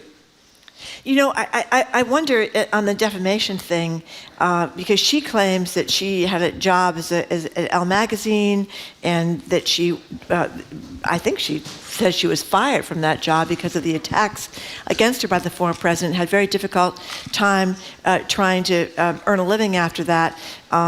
If I don't know, does that resonate anymore, that you speak out against him and it's all over? I don't know. I think certainly, look, if we get a Biden-Trump rematch, I think the polling in both parties tells you that a lot of people would prefer we had new candidates on both sides. Is that the kind of thing that helps, Democrats turn out women voters, helps Democrats motivate people? You can't let this guy back in the White House, whether it's women voters or independent voters or younger voters who might not, who might be thinking, gee, I'd rather vote for somebody other than Joe Biden. Thank you, Joe Biden, for evicting Donald Trump from the White House, but I'd like to move on. I think that's a challenge for the president. Do these things matter? I think we'll learn more about that as we get through the campaign. I do think just the testimony is depressing. The testimony is depressing. The question is, one of our legal experts the other day said it's a civil trial, so it's not like you don't need a unanimous jury, but the defense essentially needs to peel off two jurors. Yeah. Like one juror can say, I don't believe this, and E.J. and Carroll could still win the case. But if two jurors go, she would lose the case. So I think we're going to be talking about this into next week, and then the trial presumably wraps up and we see. So meanwhile, we've got the president's son, Hunter Biden. This was this paternity case, which seems now to be a battle about his overseas business deals. He's in a court hearing in Arkansas. So what's up with that? So he asked, he's in this court case now because he asked that his child support payments be reduced, because he said he's not making, now that his father's president, he's not making as much money as he made in the private sector. And so now you're having this court hearing that it has become the mother of the child, and there was DNA testing and all this to confirm this, the mother of the child has hired these very aggressive Republican attorneys who have figured out that they can demand all Hunter Biden's financial records. Yeah.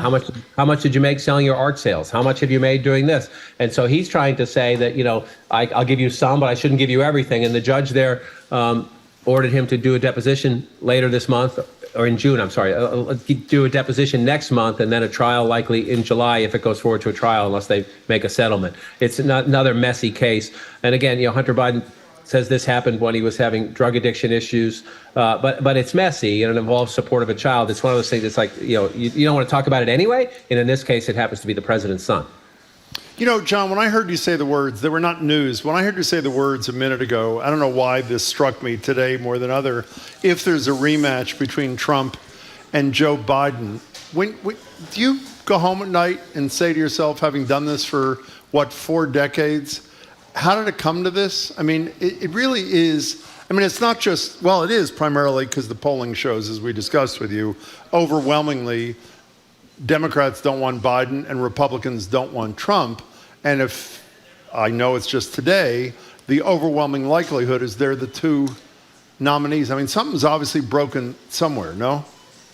Well, I mean, if you're Joe Biden, you say the only reason you ran because of Charlottesville and because of Trump, and that you think you're the only guy who can beat Trump. Plus, let's be honest. I mean, look, I don't mean this as a criticism. There are a lot of egos involved in politics. You have to have a pretty healthy ego to become president of the United States, or to become a United States senator or governor for that matter. And he won, and he thinks, a lot of people raise questions about his age. He says he feels he's okay and he could do the job again.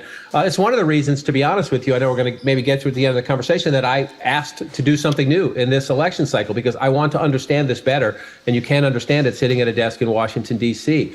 What's going on out in the country? This is a complicated thing, Jim, that we've talked about for years. It's globalization, it's the decline of political parties, it's voter disaffection, legitimate voter concerns of all stripes, that this town doesn't understand their lives, doesn't care about their lives, doesn't understand what it's like to work in a blue-collar town in America. How does that equal Trump versus Biden? Look, Trump has a giant hold on the Republican Party.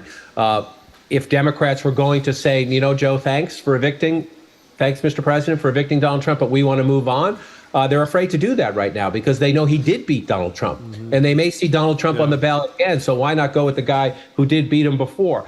Are there generational, ideological, regional pressures in both parties that are bubbling? Yes. Are they going to boil over before the next election? It looks like not, but we've been surprised before. Let's just let the process play out.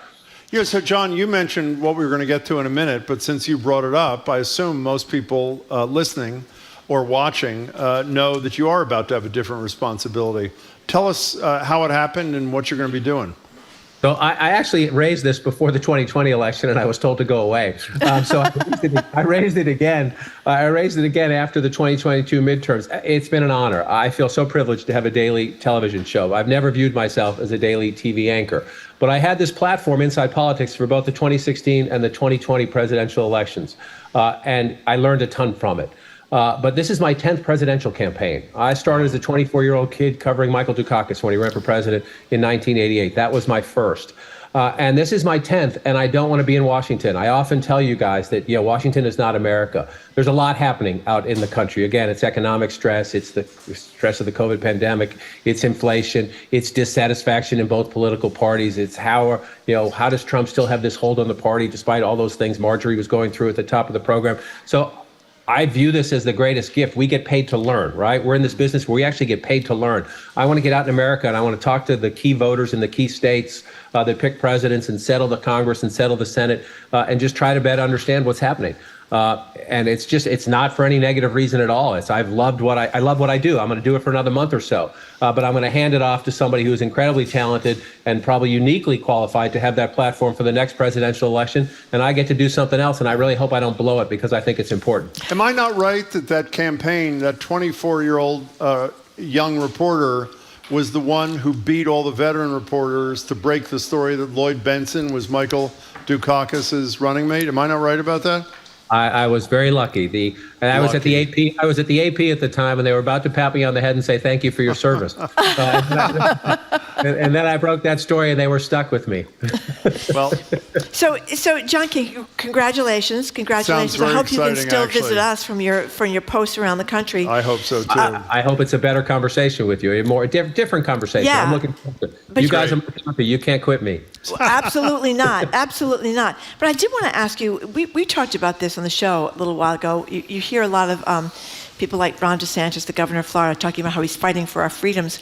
And I always said, what freedoms are those? The freedoms to have long guns and have no restriction on gun rights, or freedom to have someone else's religion kind of crammed down your throat. That's what it seems like the freedoms they're talking about for me. That's why I was so glad to hear President Biden kind of flip the whole thing and say that his campaign is about freedom, like freedom to, as parents, to make medical decisions for your children without interference from the legislature or the government, or freedom for women to make their own reproductive choices, or freedom for educators to put the books that they choose because they are educators in the classroom. Freedom not to have somebody else's religion interfere with your own religion. So what do you think of the freedom as the slogan for Biden in 20? I think it's a great slogan.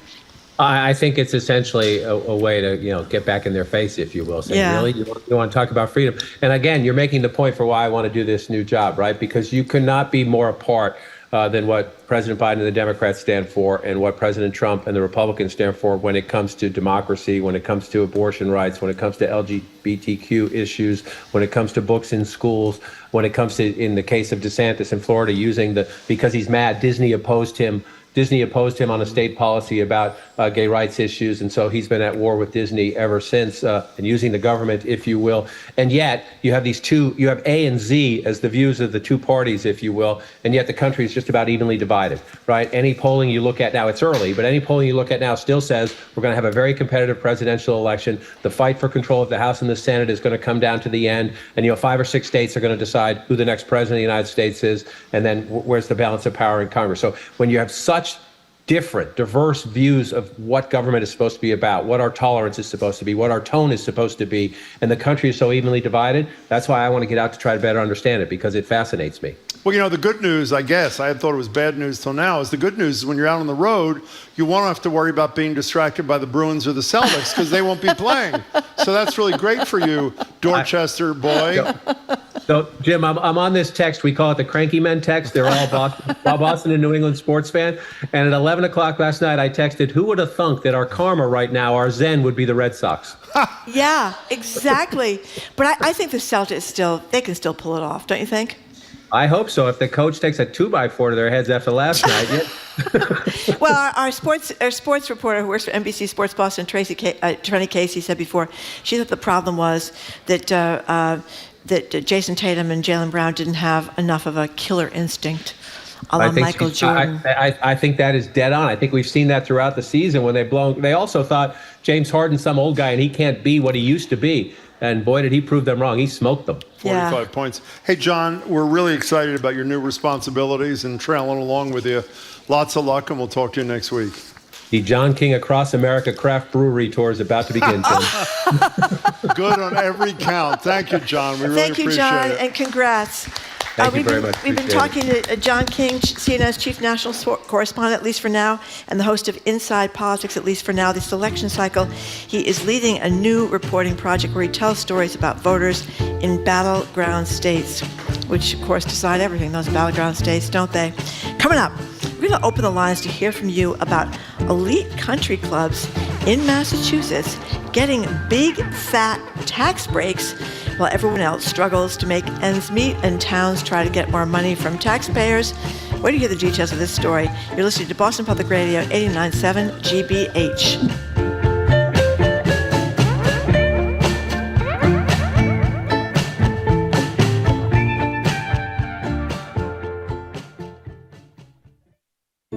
For more than 3 weeks, violent fighting between rival military factions has ripped through Sudan, killing hundreds, injuring thousands, and touching off a new global refugee crisis.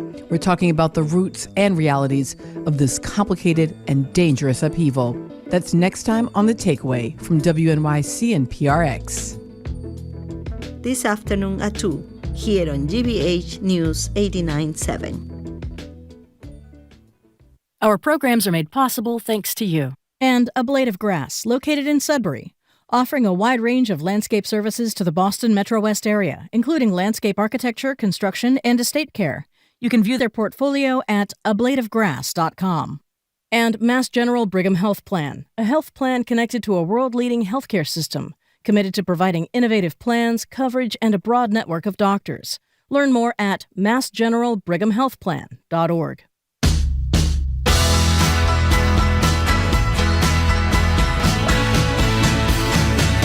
Welcome back to Boston Public Radio. Jim Browdy and Marjorie Egan. We're live at the library, streaming at youtube.com/GBH News and facebook.com/GBH News. Well, economists nationally are using euphemisms like soft landing or mild recession to quell fears about an economic downturn amid a debt ceiling crisis we just discussed with John and a seeming banking crisis.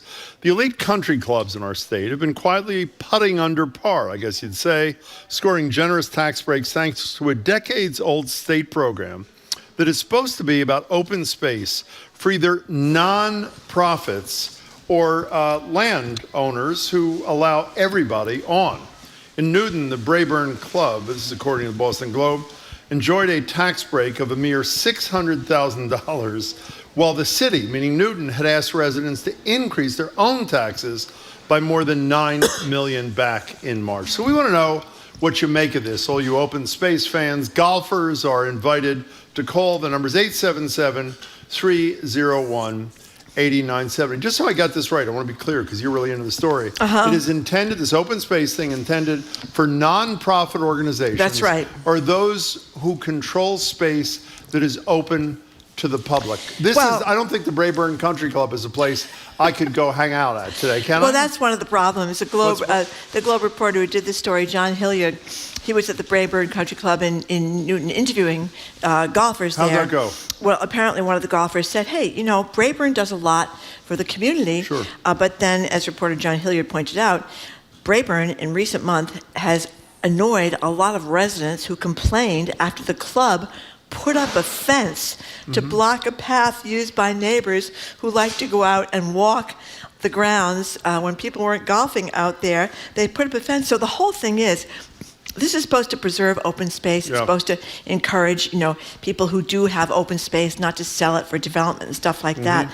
But I don't think you can call golf clubs that you have to pay a lot of money to join. They have at one place it was $60,000 to join. This is a golf club up in, was it Marblehead, I think? I don't know. And they talked about how the country club in Belmont takes in $5 million in membership dues. Boy, but they haven't applied for this. I thought the country, in Belmont. In Belmont. Oh, I thought you meant the country yeah, club. the country club in Brookline. Has not applied for the tax break. No, Good for them. so we Brookline taxpayers are not paying to subsidize the country club in Brookline. But I think what it gets down to is, do you want your tax dollars to subsidize country clubs that cost $60,000, $70,000 to join, and rake in these enormous amounts of money? I think it's fine. And in Newton, people are upset because they have several country clubs in Newton. They have the Braeburn Country Club. We've already mentioned that. They have a couple more country clubs in Newton.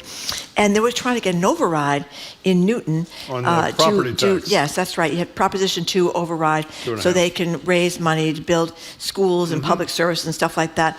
Well, apparently the Newton override failed. That would have caused residents to increase their own taxes, and it was a $9 million override. Yeah. But 1.75 million is diverted to the country club. So the people of Newton are saying, if we could get the 1.75 million back from the country clubs, we'd only have to pay $7 million. That's right. We might not need an override. So what do you think about this? I'm interested, particularly for people that live in these towns with these country clubs that are getting these huge tax breaks. The Braeburn Country Club, by the way, $600,000 off its tax payment as a open space greenery. I think you're being small-minded. The golfers have to eat too. And one of the ways to do it is that, by the way, this is one of these things when what you always say how important the media is. If it wasn't for this story, no one would know about this thing. That's number one. Number two, if you were a legislator, would you not run to Beacon Hill today to file the bill to get rid of this thing? I mean, how preposterous is this deal? And by the way, it's sort of like the beach access kind of thing. When they get a city or town gets zillions of dollars from the state to shore up their shoreline, and they don't let people who don't live in the town come in. If Braeburn Country Club won $600,000 of taxpayer money, you know what they should do? They should let you and me walk onto the grounds and hang out there. They could allow us maybe from 4 to 6 p.m. on Saturday afternoon, just let that How 2 hours to aggravating kind of is this? jog. The number's 877-301-8970. I'd love to hear from a golfer in particular. How do you feel about these millions of dollars in tax breaks that are directed to exclusive golf clubs in Massachusetts? So listen, as we mentioned, Braeburn, they get $600,000 off their tax bill. There are other country clubs in Newton where they were trying to get this override for 2.5. Yeah. The Charles River Country Club gets $700,000 off its tax bill, and the Woodland Country Club gets $450,000 off their tax bill. That's how we get up to the $1.75 million from 3 different country clubs in Newton. This Tedesco Country Club, which owns 175 acres in Marblehead and Swampscott, they just got a mere $150,000 on its tax off their tax bills. But maybe that's because the taxes aren't as high in Marblehead and Swampscott as they are in Newton. But in any case, it's kind of crazy. This is intended for people to be able to go hiking and camping, and probably not for golfers. So the number again is 877-301-8970, 877-301-8970. What do you think about this? The other thing I don't understand, even they're going to say, you're a lawyer, Jim, you should understand this. The provision in the state law says that the recreation land, which is the golf course in this situation, either has to be open to the public or to the members of a nonprofit organization. So country clubs that are charging $60,000 a year in membership fees to join. To join. Right. And for example, the Belmont Country Club reported revenue of $21.1 million, including $5 million in membership fees. They obviously are non-profits, or else they wouldn't qualify for this. Yeah, I guess so. How are they a non-profit? I don't know. I don't understand how it works. But I do know that you're not going hiking or camping on a golf course. And if it was a public course, there's the Putterham Golf Course in Brookline. It's a public course. Yeah. That's different. To me, of course, if it's a everybody public can go course, on it. because you don't want the people, whoever runs the Putterham Golf Course, to sell it for development. So that's great if they can get that deal. But I assume Brayburn is at 175 Temple Street because someone just texted and says, I'll be arriving at 175 Temple Street in Newton around 1:59 p.m. I'll let you know if I'm running late. 877-301-8097. This really gives me hives. Nancy in Boston. Hi. What's up? Hi.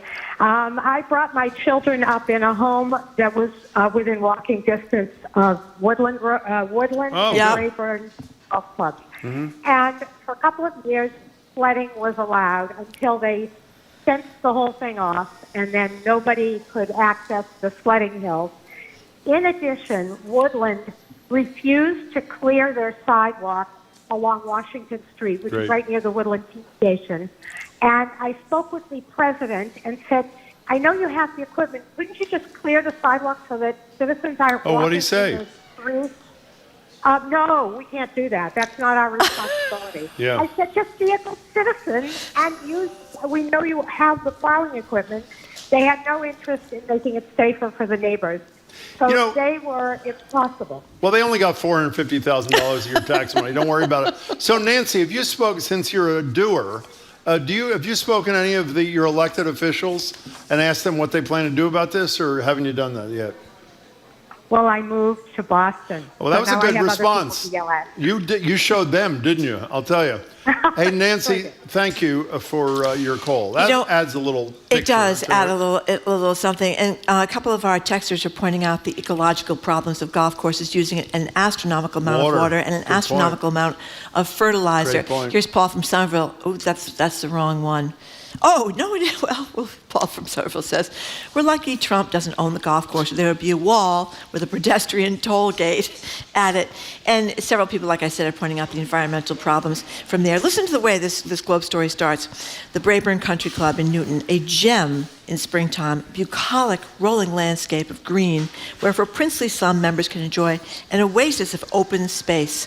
It collects millions in dues and in turn guards their retreat with no trespassing signs and a chain link fence that earned it the nickname Fortress Brayburn among some of its Newton neighbors. Leslie from Woodstock, Connecticut. Thanks for calling. Hey, Leslie. Hello.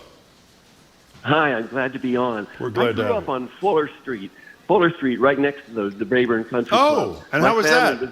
We were about 100 yards downhill from the main house. And my dad was a member, the whole family was, and my dad would play golf there every Saturday, and I and my friends would play on the fairways during the weekends. It was a nice kind of a rural thing. That's nice. But the Brayburn Country Club did not allow any Jewish members at the time. Shocking. And finally, the town of who's surprised? The town of Newton, which has, I think all of my friends in high school were Jewish. A very well-connected Jewish population, finally said to the Brayburn Country Club, well, if you're not going to allow Jewish members in, we're going to change your status from agricultural land, which is what they were at the time, very, very bottom of the rating cost, to something higher. And Brayburn backed down. Wow. So I assume that they're going to back down again this time. So, yes, and they finally, finally, my friends who were Jewish, their parents could play golf there. That's a beautiful outcome. We're talking the 60s. We're talking a long time ago. So I'm glad to know that the town of Newton is still nice and progressive. Leslie, thank you for your historical thing there. We really appreciate it. Leslie from Woodstock, Connecticut. Here's Joe from Plymouth praising the Boston Globe, saying a great illustration of the value of investigative journalism. I mean, this is like one of our colleagues at GBH who did the great investigation of the beaches in most of Massachusetts, right? Down the Cape Cod and everything else. Something like 12% are open to the public. As I said a minute ago, many of them get hundreds of thousands, if not millions of dollars. Yep. That from us, by the way, you and me, who don't live there, but we can't use their beach. And one of the arguments being made by wonderful souls on Beacon Hill is, if you want state money, you got to let everybody in. And if you don't want state money, then you can continue to just have it for your residents. Yeah, it was Chris Burrell. He did a great series on this here for GBH Investigative Reporting. Let's go to Rick in Cambridge. Hi, Rick. Hey, Rick. What's going on? Hi. So I'm a golfer, but I only play at public courses. Yeah. But one thing I noticed when driving by private country clubs, in mid to late afternoon, nobody's there. So they should be getting the tax breaks, but if they get a single dollar, then they should open them up at least in the winter, when they're not golfing again, so that people can, just walk, cross-country ski, and snowshoe, because it's just wasted, beautiful space during the winter. My understanding is, Rick, the reason why there's nobody on the golf course, those private clubs in the afternoon, is they're busy working with lawyers to prepare the applications for the tax breaks, which is what they end up getting. Rick, thank you very much for the call. Here's someone who's on the side of the golf courses. Who? Cut the golf courses some slack. These courses are still green spaces in the city. You think local residents would rather have affordable housing there instead? So why is this any different than a private homeowner who has a front lawn saying, I want a tax break because I am, even though no one can come on my property either, I am preserving 20, 30 square feet of green space. I'm serious. What's the difference? Well, I think the size is probably Well, I don't probably think that's difference. the criterion. Well, the provision in the state law is part of a larger land preservation program. It is talking more about things like preserving the land for hiking or camping or for trees. I mean, there aren't that many trees on golf courses, right? If you chop down the trees for the fairways, I guess, is that why they if there are call a lot them of fairways? trees, you can't see them. That's the issue. You can't see them. Open land. You know what open land means? Open. That's the critical word there. By the way, this is outrageous, and we should follow up and find out. Maybe Jamie can call the leaders of the legislature tomorrow and see if they're doing anything in response to this. Well, they did quote Mayor Ruth Ann Fuller of Newton. Well, she says that she thinks the state should re-examine the financial benefits provided to recreational properties. It's a little euphemistic, don't you Yeah, think? it wasn't really that hard hitting. We're Fred done. We're done. Oh, we don't have time for Sorry, any more. Fred. Yeah, I'm sorry, Fred. We and to everybody else, we didn't get a chance because we are done, as Jim points out. Okay, do you want to tell people what's going on tonight? Well, I can tell them, but it's going to make them feel bad if they're not coming. Yeah, that's right. We have our Forget first it. Boston. No, I'm not going to forget it. We have the first Boston Public Radio at night. We've never done it before. 6 o'clock at the library. An hour with Congresswoman Ayanna Pressley and 2 performances by the fabulous, we saw them for the first time at Mel King's funeral, the fabulous Boston Arts Academy Spirituals Ensemble. They are brilliant, and unfortunately, all the space is taken. We'll be doing another one, I'm guessing, pretty soon, so get in early. Okay, we want to thank you very much. People that came down to the Boston Public Library. We'd like to thank people, of course, that listen, wherever they listen to another edition of Boston Public Radio. Tomorrow, Hollywood filmmaker Oliver Stone. We're so excited about that. We'll bring you as well our hour-long conversation with Congresswoman Ayanna Pressley, which we're having tonight, as well as a music performance from the Boston Arts Academy Spiritual Ensemble. So if you missed it tonight, then you can hear it tomorrow. We want to thank our crew, Zoe Matthews, Aidan Conley, Nicole Garcia, Hannah Loss,